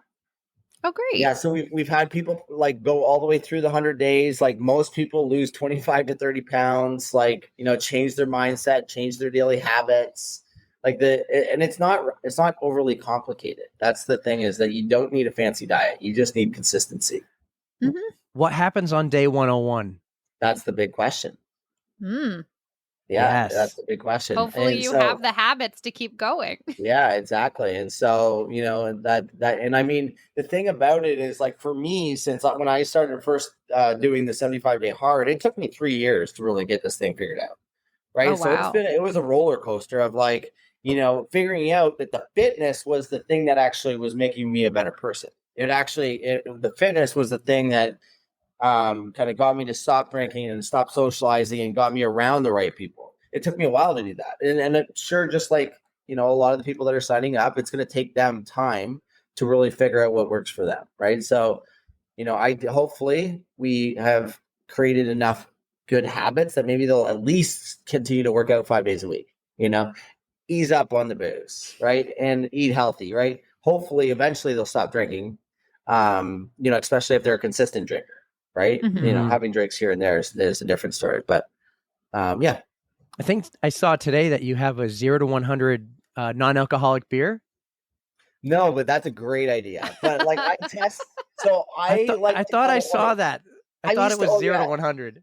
Well, I'll drink these NA beers all the time, and I'll do like little like taste testers, and I'll talk about Yeah. them and tag everybody because I used to like make videos just dumping out like 20 like big bottles of Grey Goose and shit like that, and it would go like it would hit a lot of people and piss off a lot of people though. Like I would get as many followers as I would unfollow, right? Like hundreds of people, and I thought it was great. But then I was like, okay, we can be a little bit more productive here. And so I do talk a lot about just like how like good non-alcoholic options. Yeah. Because a lot of it for people is the social aspect of drinking, and like they don't want other people to feel weird and like the peer pressure and stuff. It's like realistically, there's so many good non-alcoholic options that like I'll have them. I always have them at my house. Like most of my friends do now too.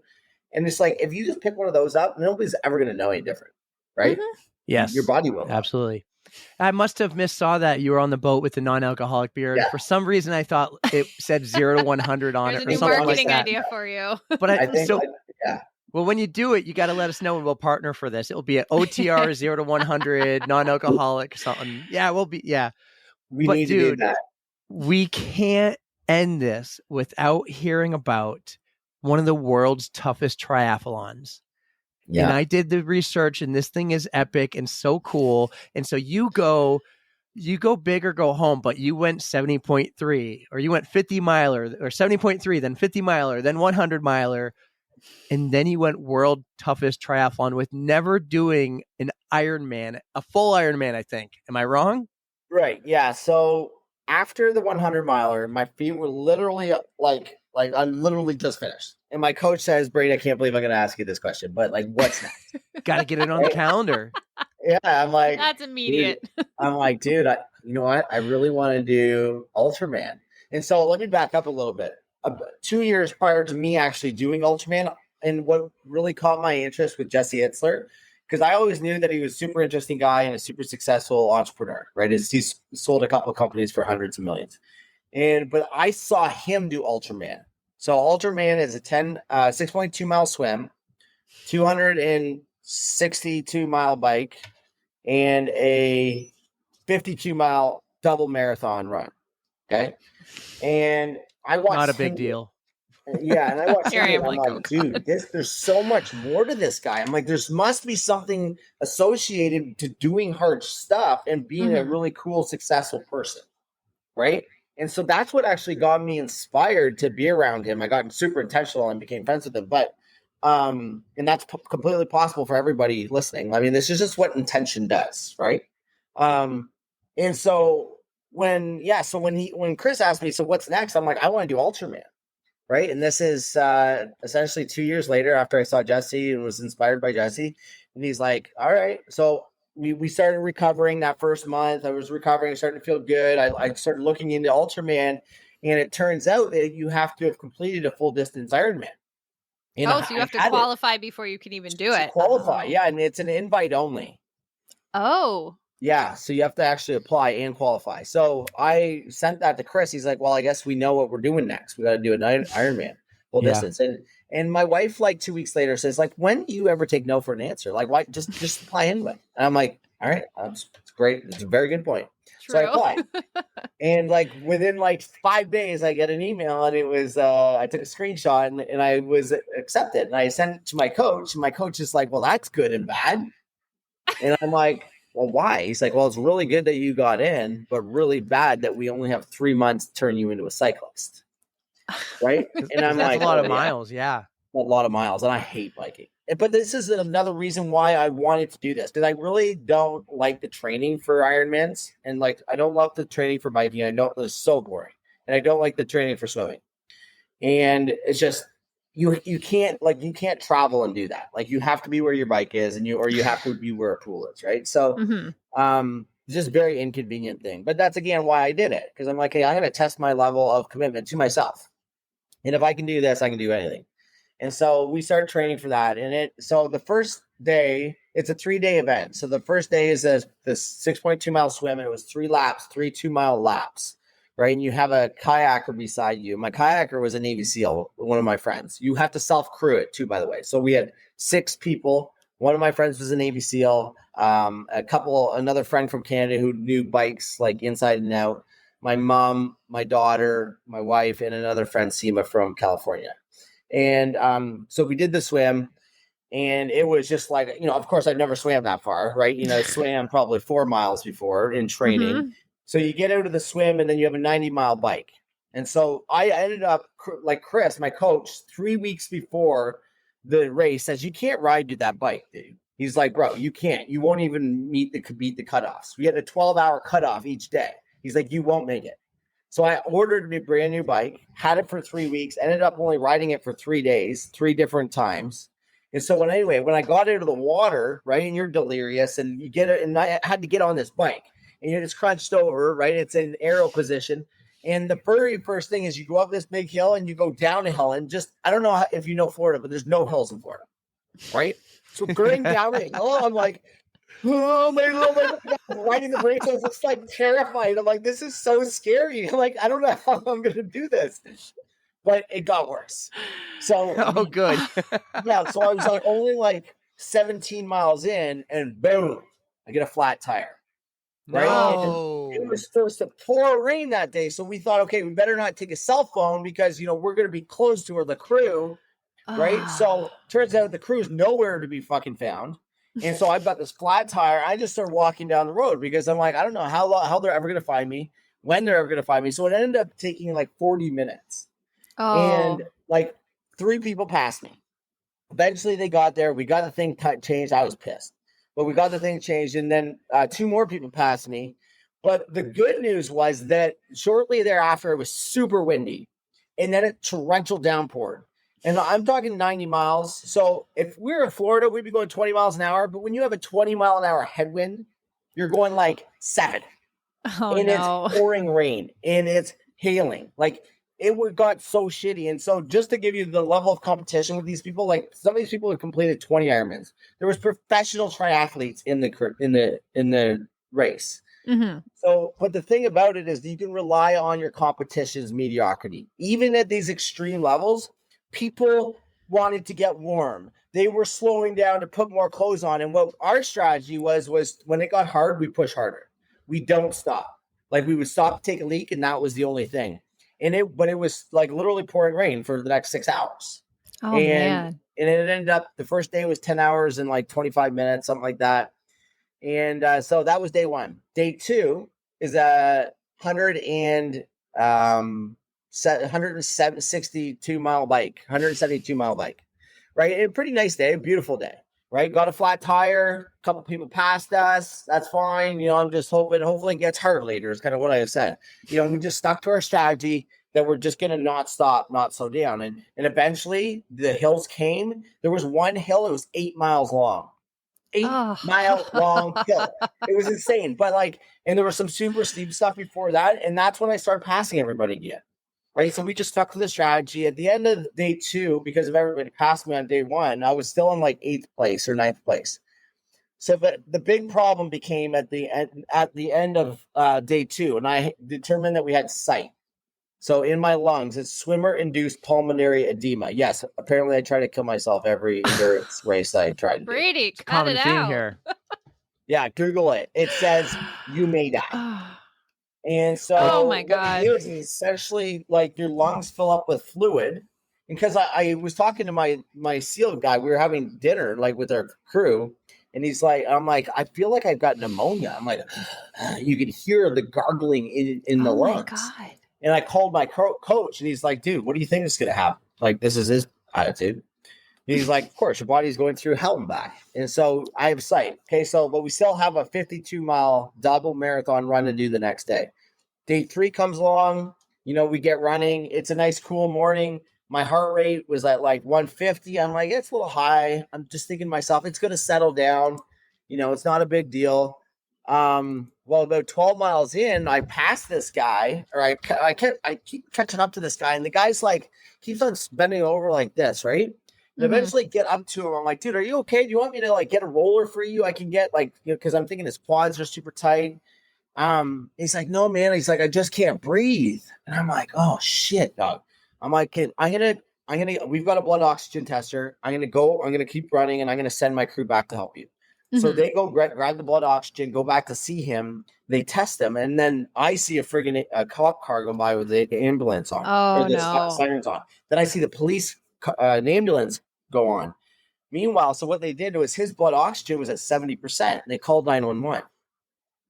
So he had probably psych, the exact same thing. And I didn't really know, obviously, that, but I knew that the ambulance was going by. But at this point, my heart rate was going to 160 and then 170. And I said, okay, well, this is way too early for this shit. So I'm going to start my run walk. And like, this is at like half marathon distance. So I'm going to run 4 minutes, walk 1. Hopefully that will settle this heart rate. Yeah. Well, it didn't. It went to 180. And then it was like 185, and I couldn't get it below 170.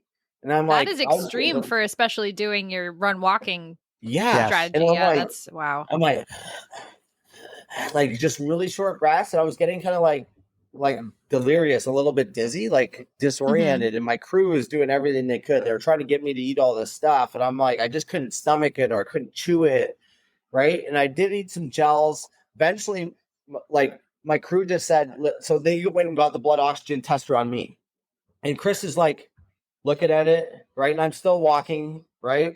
And he's tested all my favors. I'm like, oh shit, this isn't good. Oh no. Oh right? no. And he's like, dude, I'll be right back. I'm like, what is it? He's like, you're at 70%. And I'm like, oh gosh, like, and all of the thoughts go through your mind. Like, am I gonna die? And is the ambulance next for me? Right? But he, like, my crew said, like, don't worry, man, we're gonna get you to cross the finish line. You're gonna finish this. Like, and I never once said I was never gonna, like, I never once gave my words power. And so they jammed a bunch of freezies in my mouth. I ate a bunch of gels and got my blood sugar back up. And that's what it was. It was super low blood sugar, which elevates your heart rate, right? It basically limits what your body can do. And once my blood sugar came back up, my heart rate came back down, and I was good to go. And we 4 minutes on, 1 minute off the other 38 miles. And it was insane. But I ended up third place male and qualified for Worlds. Yeah. That is unreal. Yeah. Wait, so is that what's next? Worlds? Yeah, I don't know. I don't think so. It sounds hard, Brady. Yeah, I know. So what's next is, so I did that half Ironman yesterday. Yeah. That was just like something to do. So I haven't really trained for 2 months because we've been building on this island. And so I signed up for the half Ironman just for something to do, just to kind of test how that would go. And it went really well, actually. It was I think it's the hilliest half Ironman ever, anywhere. Which one did you do? Muskoka. Ironman Muskoka. Yeah, it's in Ontario, Canada. Okay, so I don't even know where that is. Yeah, it was 3,800 feet of elevation in the bike, which is a fair bit. That's a good bit on the for 70.3. Yeah, and there was 900 of elevation in the run, so it was kind of hilly. But yeah, I ended up PRing that by 10 minutes. Great. Yeah, baby. Sub 2 hour run. So that was good. But yeah, so I signed up for another 100 is what is the real what's next.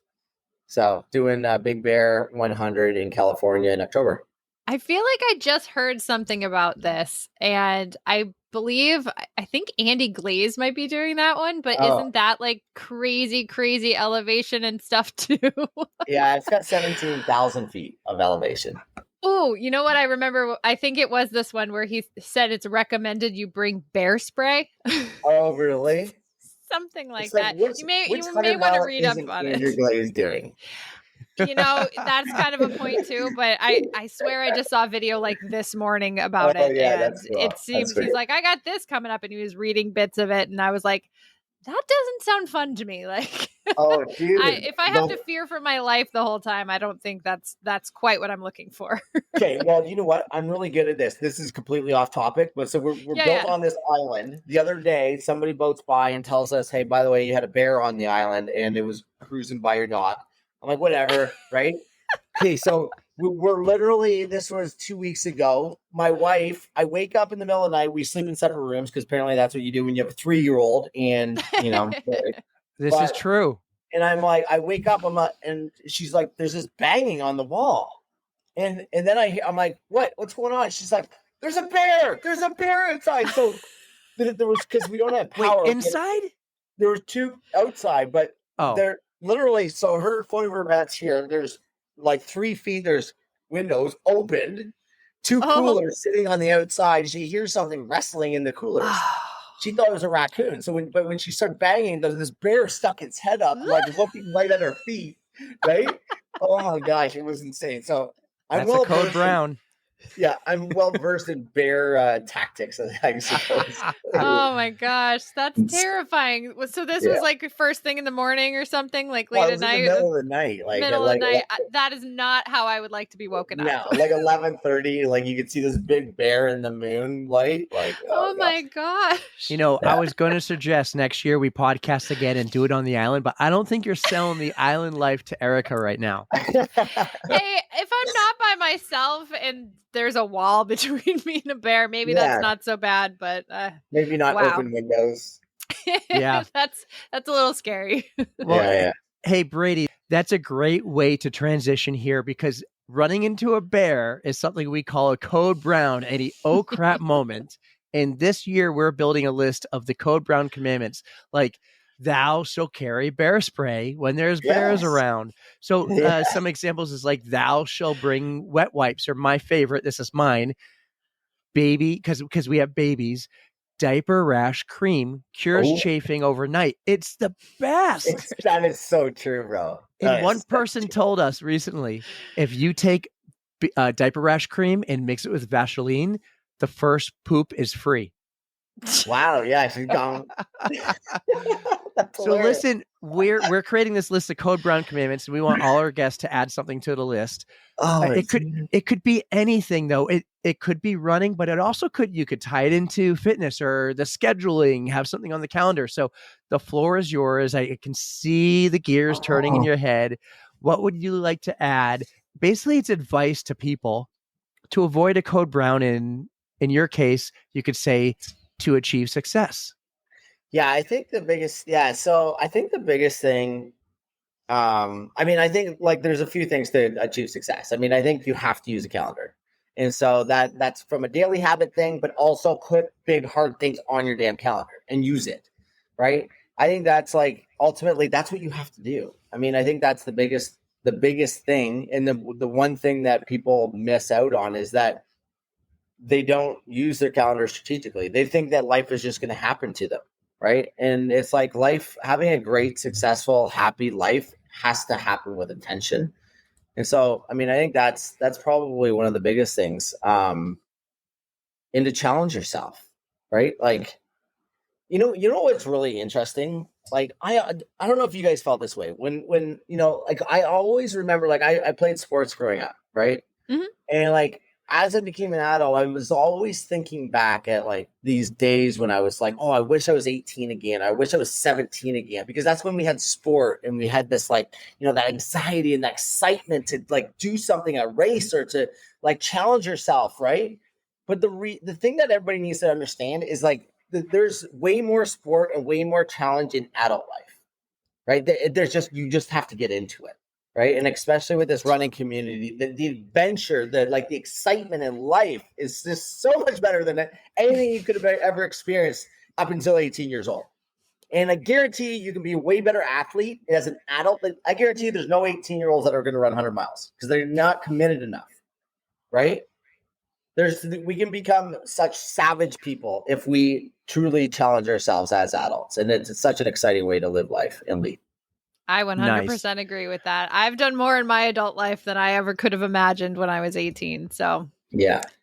I got to say, I'm so on board with this calendar talk, because the only time I ever used a calendar before I got a coach was when the guy I trained with for Ironman gave me a sheet that said Monday, Tuesday, Wednesday, a 20-week Ironman training program. And that Ironman, that triathlon was my best triathlon ever. And it was the full, where the other ones, I kind of just thought I could do it on my own. And maybe the swim was a struggle, or maybe the run. When I followed a calendar, it worked. And I just got a run coach about 8, 9, 10 months ago. And the best part is she gives me a calendar. So shout out Nicole. I have a calendar, and maybe I run a little more than what she told me to. That's kind of a common theme. Maybe I don't run the pace she tells me to run when she says, slow down, dude. but I Yeah, know yeah. on Monday I'm running, and I know on Tuesday I'm doing strength training, and on Wednesday I know I'm going to go for a run. The calendar's the best part. I have a calendar, I do it, and I just did a race. I have nothing on my calendar tonight. I'm going to sign up for my next marathon because the price goes up tomorrow. But Yeah, you get in there. but I'm going to get it on the calendar. Yeah, Good for November you, 10th, I'm dude. coming for you, Manchester. Good for you. Let's go. That's Love it. awesome. Well, that was my big question. Erica has one more big question for you. This will get the gears ready again in your head. It's my favorite. I'm excited to see what you're gonna choose. So we have ourselves an awesome Spotify playlist, and we like to invite our guests to add a song to it.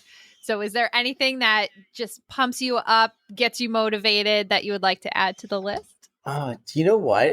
Music for me is so interesting because oftentimes, like especially when I'm running, Mm-hmm. it's like I don't need anything that's overly motivating because I find if it's motivational and the song changes, then you lose motivation. Right. And I mean, you So, did that whole 100 yeah. without any music whatsoever. Oh, Yeah, and I would honestly like to the listeners, like getting used to like running with music even just low, so it's more of just like entertainment versus motivation is really important. So for me, like I listen to a lot of country.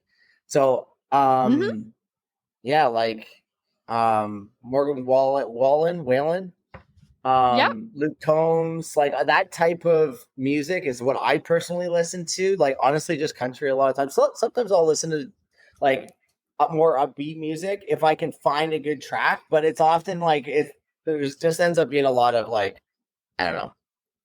Well, how about which one makes you want to take a dance break and let some stress out or something? You know what? Honestly, this isn't one of the greatest songs. Till You Can't. This is a country song. All right. Because that seems very on brand for you. Till You Can't. Till You Can't. It's like Cody Johnson, great song. It's just like a great song to think about during life.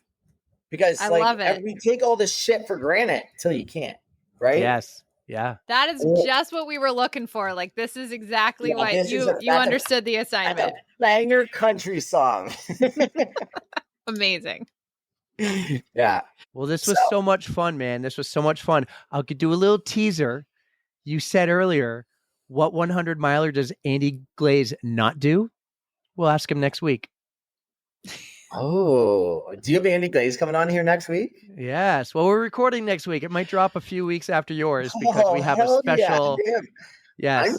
I can't believe I'm before Andy Glaze. Let him know.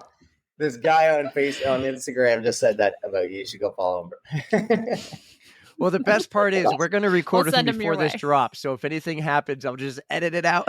Oh, that's great. But for those of you who stuck around to listen to Brady this whole time, you got the little teaser. In a couple of weeks, you're going to hear from Andy. So we're pretty excited for that. We've had some cool people. This has been a fun journey we've been on. I think I was telling you earlier, like we're still working on our background, our podcast background, 100+ episodes.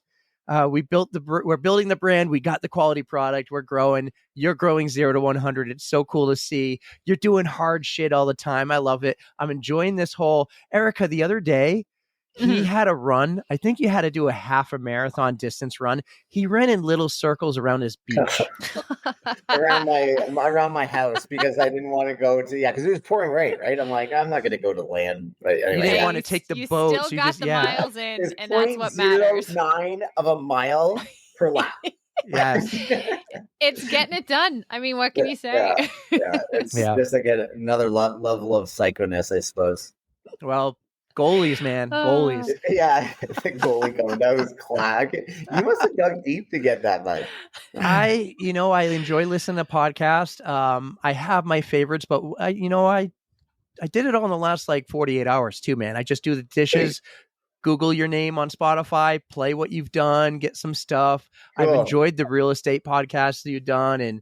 And like I said, like, man, I feel like you're speaking to me, like you're doing one of your talks. And I'm like, this is really cool. So I'm super happy that you reached out to us during your road trip, towing a boat from Florida to Canada. Are you going to tow the boat back to Florida after this 2 months? Yeah, the big one. So we towed 2 down. The little one that I was towing down at that point, we're going to leave here. The big one we're going to take back. We're going to take back. That's cool. Where in Florida, by the way? That's my last question. Cape Coral, Florida. All right, cool. Well, if we're ever down there, we know you're there for 10 months. Oh, That's yeah, awesome. I'll be honest though, I want to check out the island. When the cabin's done, yeah, you got to have a part. It'll have You gotta power get tomorrow. some AC first. Yeah, it'll Yeah. have power Wednesday. Sorry, Wednesday. It's gonna have Oh, power. So honestly, you guys nice. are welcome. Oh, August 17th. You guys seriously should come. I've organized a marathon run on Beausoleil Island. They have tons of trails. And this is like a Jesse Itzler. This is what I'm doing. This is going to be a yearly invite only. And I've got I'm permission to intrigued. run a marathon or half marathon, whatever we want. We're going to have 50 people. And it's like, just like the best people with the funnest, like, we're going to run a marathon. That sounds amazing. Are you going to do this every year or is Every this year. Okay? Yeah. He's like, catch me next year. Maybe just this year. Dun, dun, dun. Yeah, I'm gonna have to pull something off here. The first annual. That's obviously got to be near where you are. Yeah, it's right across from us. Yeah. Boat access. Yeah, and I know you're the boat taxi, so Yeah, that's right. I got you. All right, man. We'll talk more. We'll talk more for sure. Dude, this is so cool. Thank you, Erika. You got anything to say? I just think you are awesome. I love that you just are out there motivating people while doing epic shit yourself. And I'm going to keep following along with you, especially now that I know you're doing the Big Bear one. Is it Big Bear? What's it called? Yeah, Big Bear. Yeah. Big Bear. Yeah. Big Bear That's 100. Epic. So epic. Big Bear 100. We're going to be following I love it. along, man. If anything epic happens, let us know. Come on. We'll do a quick hit. Oh, yeah. Let's do it. Yeah, You're there'll the be man. something nasty that happens. You know it. Yes. It's just the way it works. Yes. I'll have all my teeth back by then. No, you'll have to pop one out then. Like, just get a temporary one so you can like pop it out once in a while. Yeah. No, totally. Well, it was great to chat with both of you guys. This has been awesome. Thank you The so much, pleasure's man. been ours. Guys, I hope you really enjoyed that. Brady McDonald on the On the Runs podcast. That was a lot of fun. Thanks, man. All right. Yeah. Thanks a lot, guys. Appreciate you too. Brady, yes. Oh my God. The energy you have is just enormous. And I love that you're just out there setting intentions and bringing it from 0 to 100. You are so freaking awesome. Yeah, he's so freaking like. I would love to go to see one of his speeches one day. I want to go and like he does the Running Man event. He did the 100-mile there. That was so cool. The story about the hospital visit and then him and his back and forth with his coach is awesome. So also today, so yesterday, he realized he had a dentist appointment. A funny story he posted about his dentist appointment and his wife like doing his wife is like his CEO and runs his schedule. So they work together really well. Like they really do. He talked about it a little bit. They got their vision boards. I follow a lot of his stuff and it's inspiring seeing the way he views the future. And that's kind of what I've been doing with us and with Monday Night Media. I messed up my intro. I should have said Monday Night Media. So much has happened. Oh my God. So he was awesome. Brady, thank you so much. I went back and it was him who reached out to us, which was super cool. He found us somewhere on his road trip and I just like started Googling him and finding things out. And I'm like, yes, let's do it. So I'm happy. Hell yeah. I'm super happy about that. Brady, you're awesome. Maybe next year we make it to the island for that special marathon, or was it a half? That's right. Yeah. I don't remember, but I'm in. Yes. I'll run anything at this point. I know you will. But that women's only marathon in Georgia, I saw sold out, and I don't think you signed up. I didn't, because honestly, I have negative Gamophobia. Oh no, I have negative vacation time. Like I don't even have enough for like going down to Virginia, I don't think. But I'm just gonna take some unpaid time off. Why not? Sure. I mean, wait, you mean from your real job, not from this my job? real job? Because you're not getting time off until December now. I'll make it count. And when I lose my voice content. again, I'm just going to get a sub for me. It'll be you and Adeline. Oh my God, that'd be so cute. Move over, Newt. We don't need you anymore. Yeah. Just kidding. Yeah. Don't ever go anywhere. So what else has happened during our break that we can fill in? What happened in your Fucking life? Olympics. Yes. I'm so pumped. I've been watching it ever since it started on Friday. So that's what, like 3 days straight. Nothing but Olympics. I'm actually really into it because you're into it. Back in 2000, I never really get super excited about it, but like this year, it's just I don't know. I'm into the hype. I'm so into the hype. Snoop Dogg. Snoop Dogg. I think Well, he's helping. I remember in like 2008 when I worked at the Lucky Dog, Mm-hmm. that Summer Olympics, we had them on every day. And it was so cool because I worked the day shifts and everyone would be in there watching. And I was really into it then. Nice. Now, the Olympics, the last couple of years, it's been harder to follow just because it's like so much is going on with life and kids. But you watching them all the time now. Kind of like, and social media is amazing because you can like see this shit all on the stories recaps. and reels and Twitter and everything. What's super cool though, I have a subscription right now to Peacock Plus Premium, or I don't know, the whatever commercial free. But the way that they have it organized is awesome. They have like a whole page dedicated just to Olympics. You go in, you can search by sport. It tells you when it's live.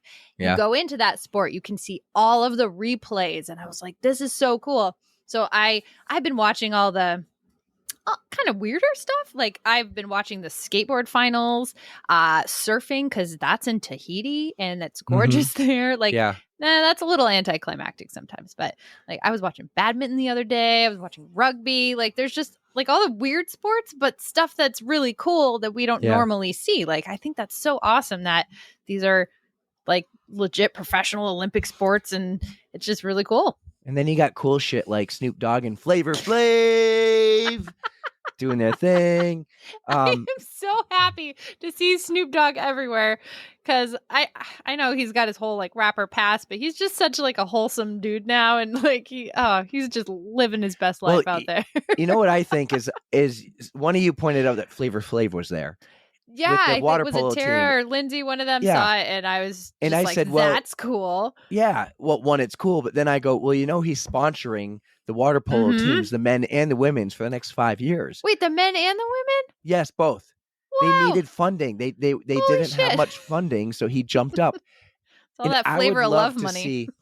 I wonder why the Olympics grab our attention, but not like it's every 4 years, but like, why don't these sports grab our attention during like their world championships or something every year? I don't know.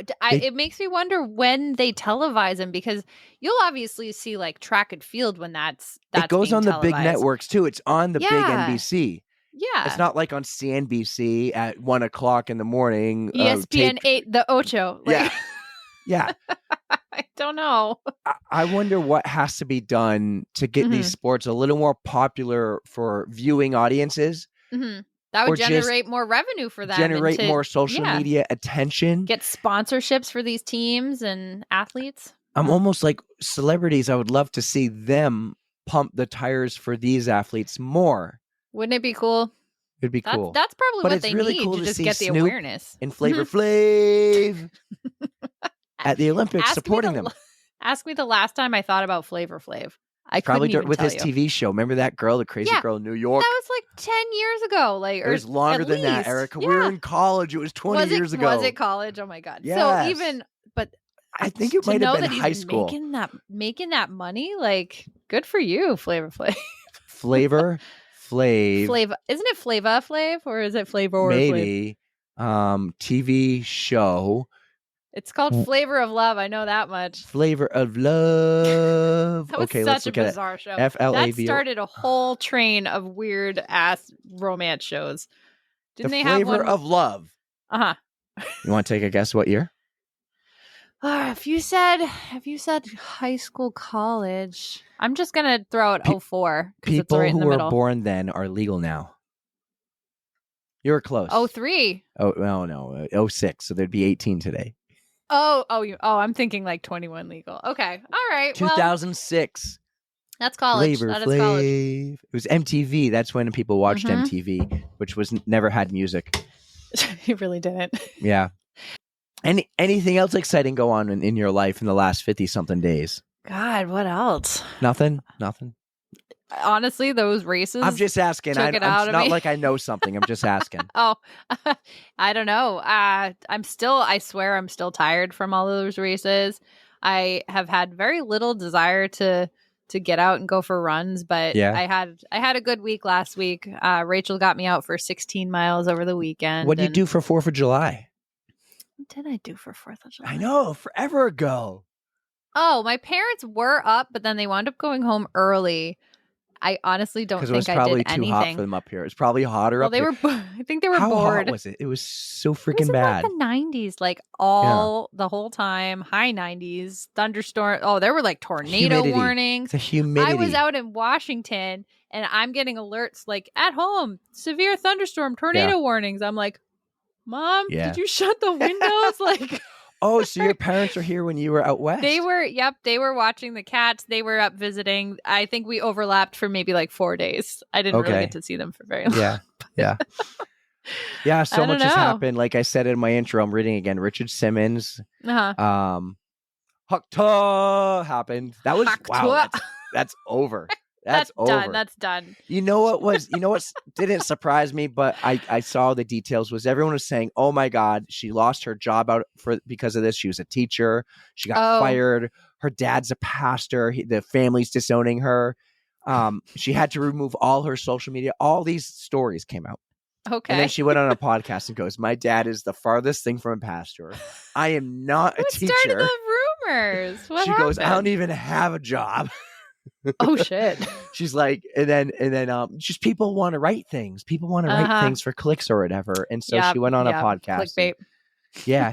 But she's living it up in Nashville, going to concerts. She's on stage. I mean, I did see she was like on stage and like went to go hype up the crowd and like nobody was into it. that I think happened the other day. So the first couple times, like the first week after, she was like blowing up.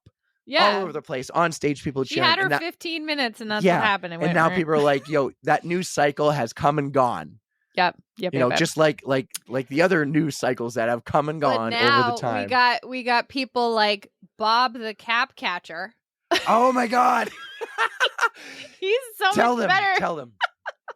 So apparently with the Olympic swimmers, there's a guy whose job it is to just dive in the pool and collect the swim caps if they fall off. So there's this guy, Bob the Cap Catcher. Yeah. He's got himself quite the rockin' dad bod.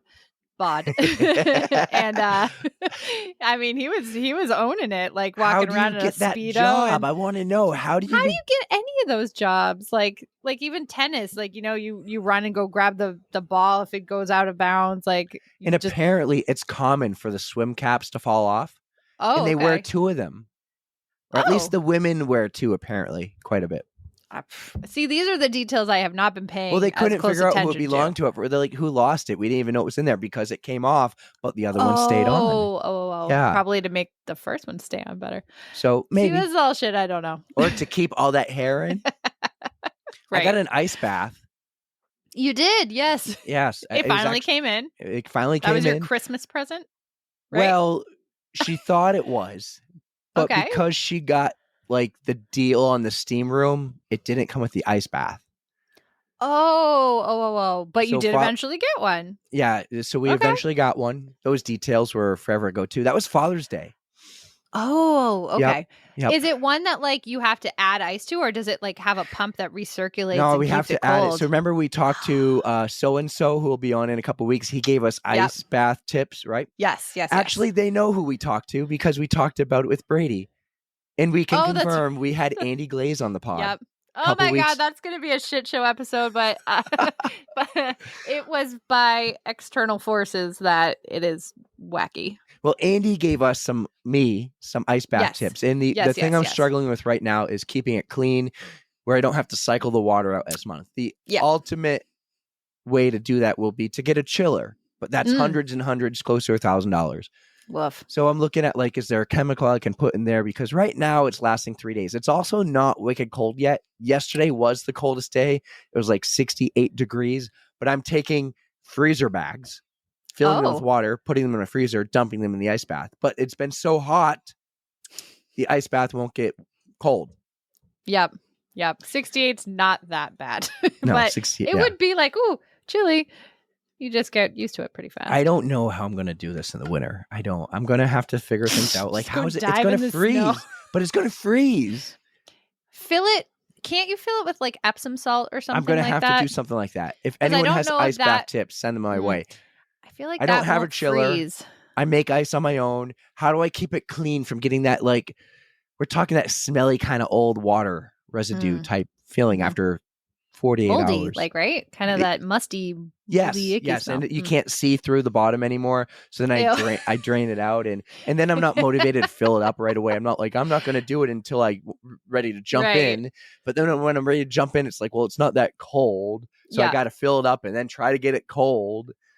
So yeah, all that. Yeah, somebody's gonna have to chime in with some extra tips because I refuse to do an ice bath. I will not. I know we've gone back and forth to the Olympics twice now, maybe three times. Yeah. Next week, should we do like a special edition Olympic episode? Maybe like an extended outro, just all the Olympic stuff we want to talk about. Like Sure. create a Google Doc, Yeah. put things in there like Bob the cap catcher. I would be happy to Just talk some of the Olympics. funny performances, some of the amazing performances, some of the Snoop. Controversial Yeah. opening ceremonies. Wait, what happened? What was controversial? I didn't watch opening ceremonies. Let's save it for that episode, but a lot of people didn't like it. It was very French, but let's just put it that way. I didn't I'll watch. fill you I said I would, but I didn't get to it. It was very long. It was I a actually long Googled, I performance. YouTubed them, and I was just getting like 4-minute recap highlights. Yeah, we'll So- talk. I'll try to think of some. I saw some metal of the horse though on the controversies. river. Yeah, that was really cool, actually. Yeah. Like I read all about this stuff, and everything had its own meaning, but people were misinterpreting things, and like there was some. If I don't want to get somebody into else, it right now. if somebody else listening is Mhm. like really into the Olympics and can vibe with us, Oh, let us have know. them And we'll do like a 3-way. on. That was one of the things people didn't like about the opening ceremonies. I'm serious. Okay. Interesting. Anyways, yeah. But there was so much going on, and there's so much more sports to happen. So I can't wait to just keep watching them. You don't even have to ask me. I'll do that All on right, my cool. own. I'm excited. You guys can just tell me. Keep sending me clips and Let's fun do things. like a poll though. See like what kind of events people are more interested in hearing about, because that'll help me narrow down some of the sports to watch. But obviously track and field, I'm on it. I mean, so is Erin Azar. I know she's friends with Is she a lot going? of people out there. I don't know if she's The going, drop but she is does going. like. Have Believe you in the seen? run's She does all going. these cute little like Yes. Oh yeah. videos. I love those. Yeah. But I also am going to be glued to like the Olympic marathon, because I don't know if I told everybody. I think I told you, but I actually got an entry to run the Marathon Portois. I think you talked about this a long time ago. Yeah, a long time You're ago, like- but it falls on Anchor Down weekend. Plus, it would have cost me a bajillion dollars Flights to go are like out to. $14,000 for economy. There's no way I could have afforded to go to this, because I think it literally was a free entry to run this marathon. And so like I think the elite women would run it, because I think the Mhm. men run it on a different day. But like it's for the masses. So that would have been a wicked cool thing to say I did, but I could not spend that much money on it. It would have been insane. Yeah, So. you can go next year. No, you can't. It's the Olympic marathon. Oh. I wasn't paying attention. That's all right. Whatever. I'll keep that in for you. Oh, Let cool. it slide. All right. So I'm But, looking at my yeah. notes. We have so many. Oh, wow. Hold on. The pod fam is. Oh, we have a second page of notes here. Oh, this is all stuff I was trying to put in, but I'm not looking at I it right now. skipped over so I the don't even political know. stuff. You didn't want to talk about that. You No, didn't I want to don't debate want- if the bullet hit No. the air or if it was Oh my God, no. the debris. That's the last thing I want to do. Was it the bullet or the debris? I don't know. I mean, I'm they not first said it was even- debris. Now they're saying the bullet. I'm not doing it, dude. I want nothing to do with it. Any politics, honestly. Count me out. All right. Pod fam's amazing. I think we have a few shout outs. You don't. Hold on. You can't view your I'm not- notes. No, I can, but I So, didn't want to step on Leslie your and toes Emily earlier. finished the Vermont 100. Yes. Okay. So that is a very crazy, hilly 100-miler. So that happened the week after I did Notchview, and the two of them smoked it out of the park. They did fantastic. Both finished. Rob Fierro, the Ghost Train race director, did the 100K over there. So I met him shout on the out bus to Rob too. to the 20 miler. Yep. He Yes. was sitting with Lynn. So that was awesome. The other one, our pod fam, some of our Yes. pod fam, multiple members of our pod fam, they're doing that world marathon, 7 marathons, 7 days, 7 continents. How cool is that? So we've got our very own Bex Gentry doing it and our very own Ashley Paulson. Oh, I just realized it's Peloton versus iFit. Oh, holy shit. What? I am not pitting anybody against each other. I wish them both so much luck because that is the craziest challenge. And if I had to spare $40,000, I would be doing it too. Unless What? one of them invites us to go and get content. Like, Dude. like if Ashley says, "Oh, I have an extra spot. Will you come be my crew?" I'm kidding. I'd have to quit you don't my have job, to pick but I would enemy. do You it. don't have to pick favorites. Oh, You I can can't. go- I cannot pick a favorite. We can go there and support both and cheer them both on and Ugh. get content for both. Bex and Ashley, if you want us, we're But available. what a cool thing. Like, so this November, I'm going to be glued to that too. So yeah, I don't know the schedule. I think you start in Antarctica and then go like pew, pew, pew, like Mhm. ends in Miami. That's all I Yeah. can tell you. But that's such a cool feat. It starts in Antarctica. Mhm. But you got to and that- fly to Africa. You don't know South the Africa. exact day you're going to start. It's weather permitting. Yeah. And then it goes from Antarctica, I think, to Australia. And then you hit, Oh. yeah. Okay. But Yeah. insane. Or maybe it was Cape Town. I think it was Cape Town. You go Antarctica to Cape Town. Yeah. Yeah. I don't know. I don't know, man. It's crazy. We'll know when we have Bex and Ashley on for a recap. Dream of the race. episode. That would be super cool. Would iFit and Peloton agree to doing that together? I don't think they would. They would have to be like offline. There will be no talk of either companies. It's only them personally. Mhm. I don't know. But I'm so proud of the pod fam lately. They're doing such amazing things and I'm jealous a little bit. I want to go do some more cool shit. You will one Yeah. day. Tell me Where are my about sponsors at, man? I'm gonna leave this one for later. We're working on sponsors, guys. Yeah, hell yeah. We're pitching. If you know anyone who would love to sponsor us, we are working on our pitch. Your quest for finding the right socks. All right. So I talked about it a little bit in Cultra. I always wind up with a heat rash on my feet. I mean, I have done a better job of taping my feet so blisters aren't really a thing, but I just can't find the right socks that's going to wick sweat away and keep my feet dry. So I'm looking for recommendations, you guys. I've been trying out, I actually did spend money on the toe socks, the Injinjis.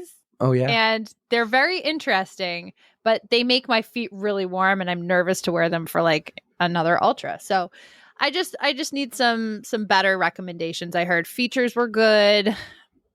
I mean, I'm willing to try anything at this point. So send me your sock recommendations, please.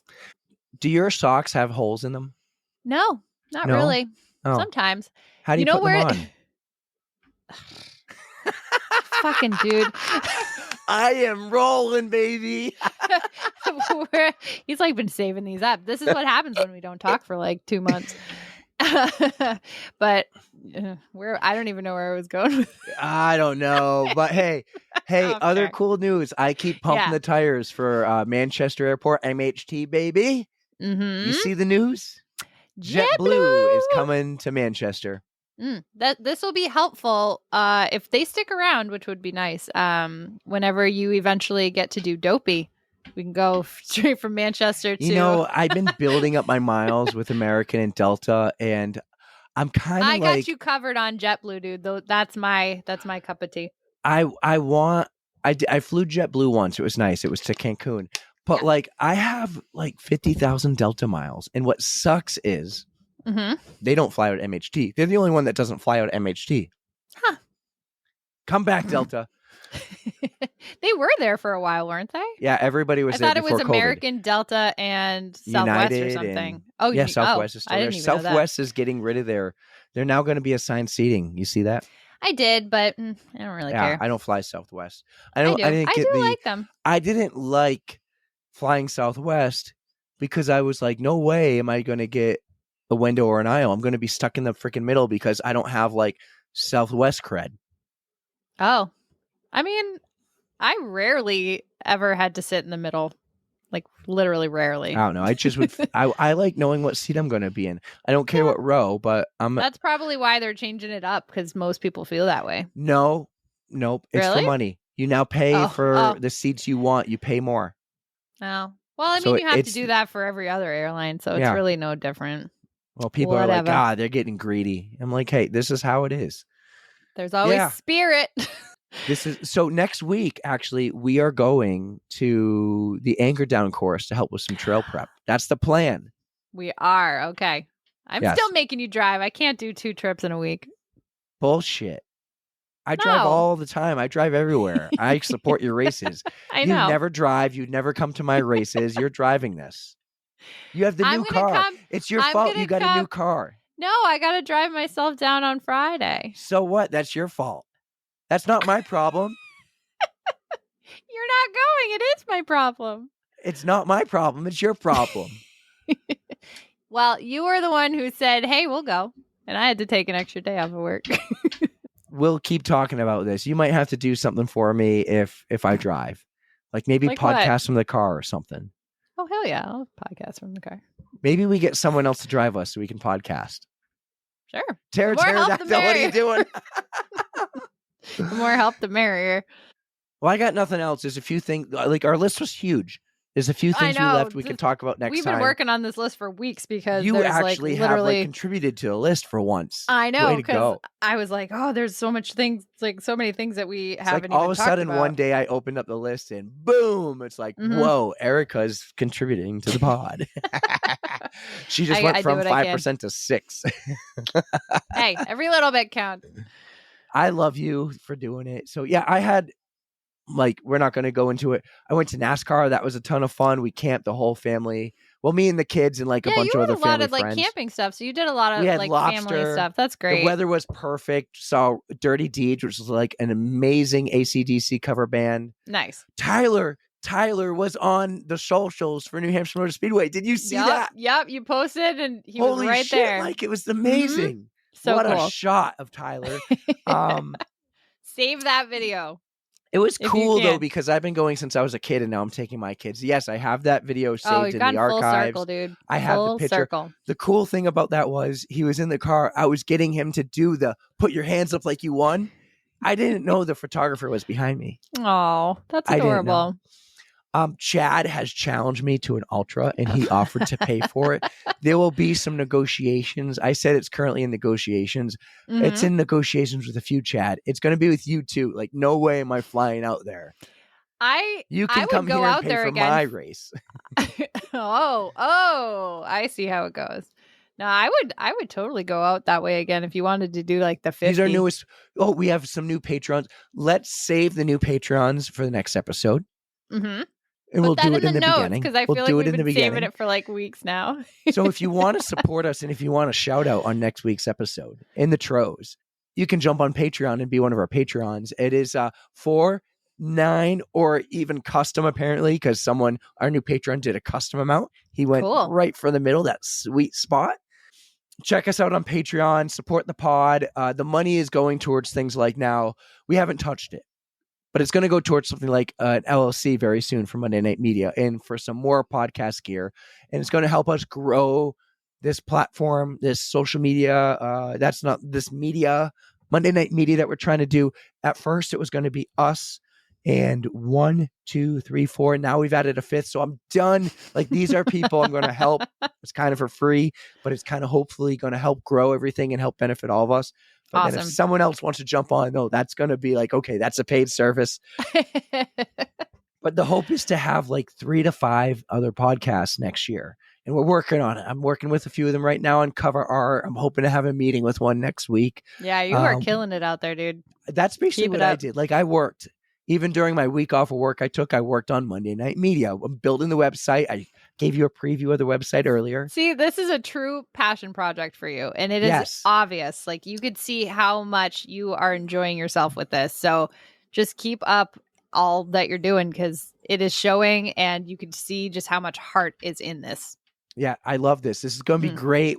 Like so many visions, working on the vision. We're going to create a vision board. You need Right, a legit Brady? put it right over there with like On the- yep.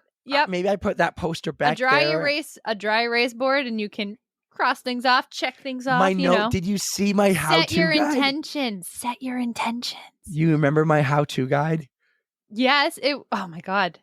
That was like chef's kiss. I mean, I a little left bit a of few AI, things out, but and then beautiful. I figured I have so it's like a draft. But when I showed it to you, Yeah. you're like, unbelievable. It was unbelievable. Oh yeah. So lots of cool, fun things, guys. Episodes on YouTube. I just dropped a couple. Listen, they haven't been consistent. I will try to make them more consistent, but I didn't He's love. got a lot going on. Well, no, I didn't love the way it came out on Riverside. Oh. But they've made those improvements, and then I did a couple tests, and then it's worked, and it's made everything easier, and the sync has been better. So I just dropped your Michaela one with you and Michaela talking about Yeti and talking about Western States. Yep. We also dropped last week's episode. It's already on YouTube with Jennifer. This episode, the guest segment, it drops tomorrow at like noon, I think. So Wednesday at noon. So cool. It's already up there. It's already uploaded. Nice. It's already done. I've already taken care of it. So subscribe to the YouTube channel.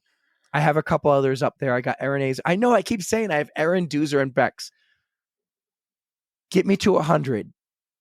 And if we get to 100 subscribers, I'll drop them. If not, they'll drop around Labor Day. Probably the week after, because everyone takes time off around Labor Day.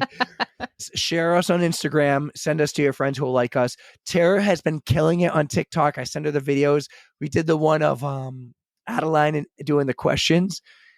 So Instagram has a time limit of 90 seconds. You can get over 90 seconds if you do all the editing on another platform.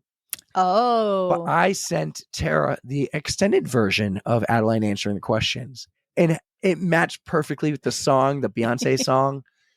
And I had the same thing on mine with the Beyonce song. And I really have to stop talking if we're going to record with another guest tomorrow. You're But so sounding a little subscribe hoarse to the now. YouTube channel. Follow us on Instagram. Check out Threads, TikTok, Facebook. I know we're never on these. Erica Check wants them out a- anyways. If you remember on the foundations, Erica was like, give me a job. Well, Erica, I've given you like 15 jobs for you to try, and you haven't tried one of them. But I just gave you a new one that I think is real easy, and I actually think you're interested in it. Now it's behind the scenes, but I actually think you like it, and you did a great job the other day when you sent that email. So thank you. Okay, that's what I'm totally. That's my wheelhouse. Yep, I can absolutely do that. We're still waiting on your New Year's resolution from back in January to post once a week on the On the Runs account. We'll see if you can.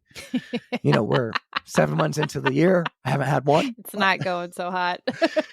I don't know, Not man. saying you got to do 52 in the next 5-6 months, but I mean, go for it.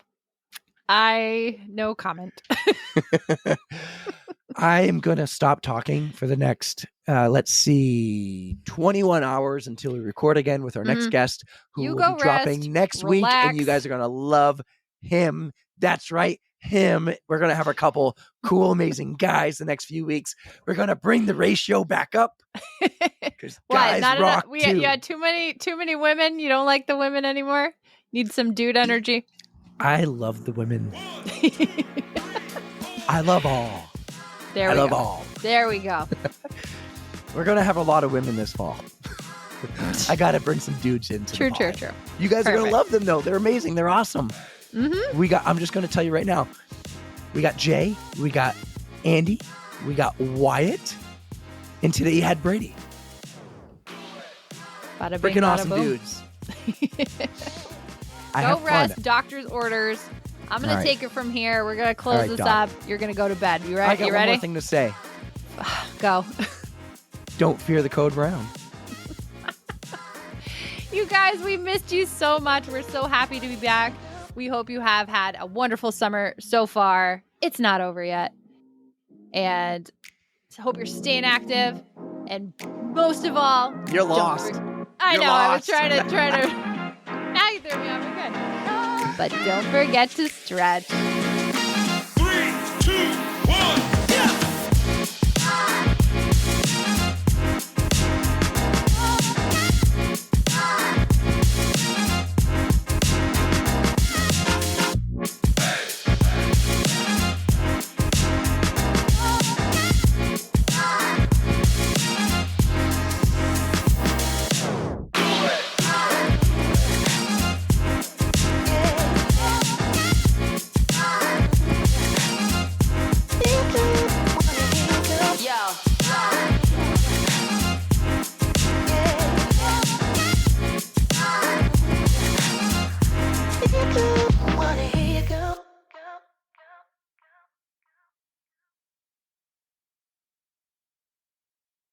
remember in like 2008 when I worked at the Lucky Dog, Mhm. that Summer Olympics.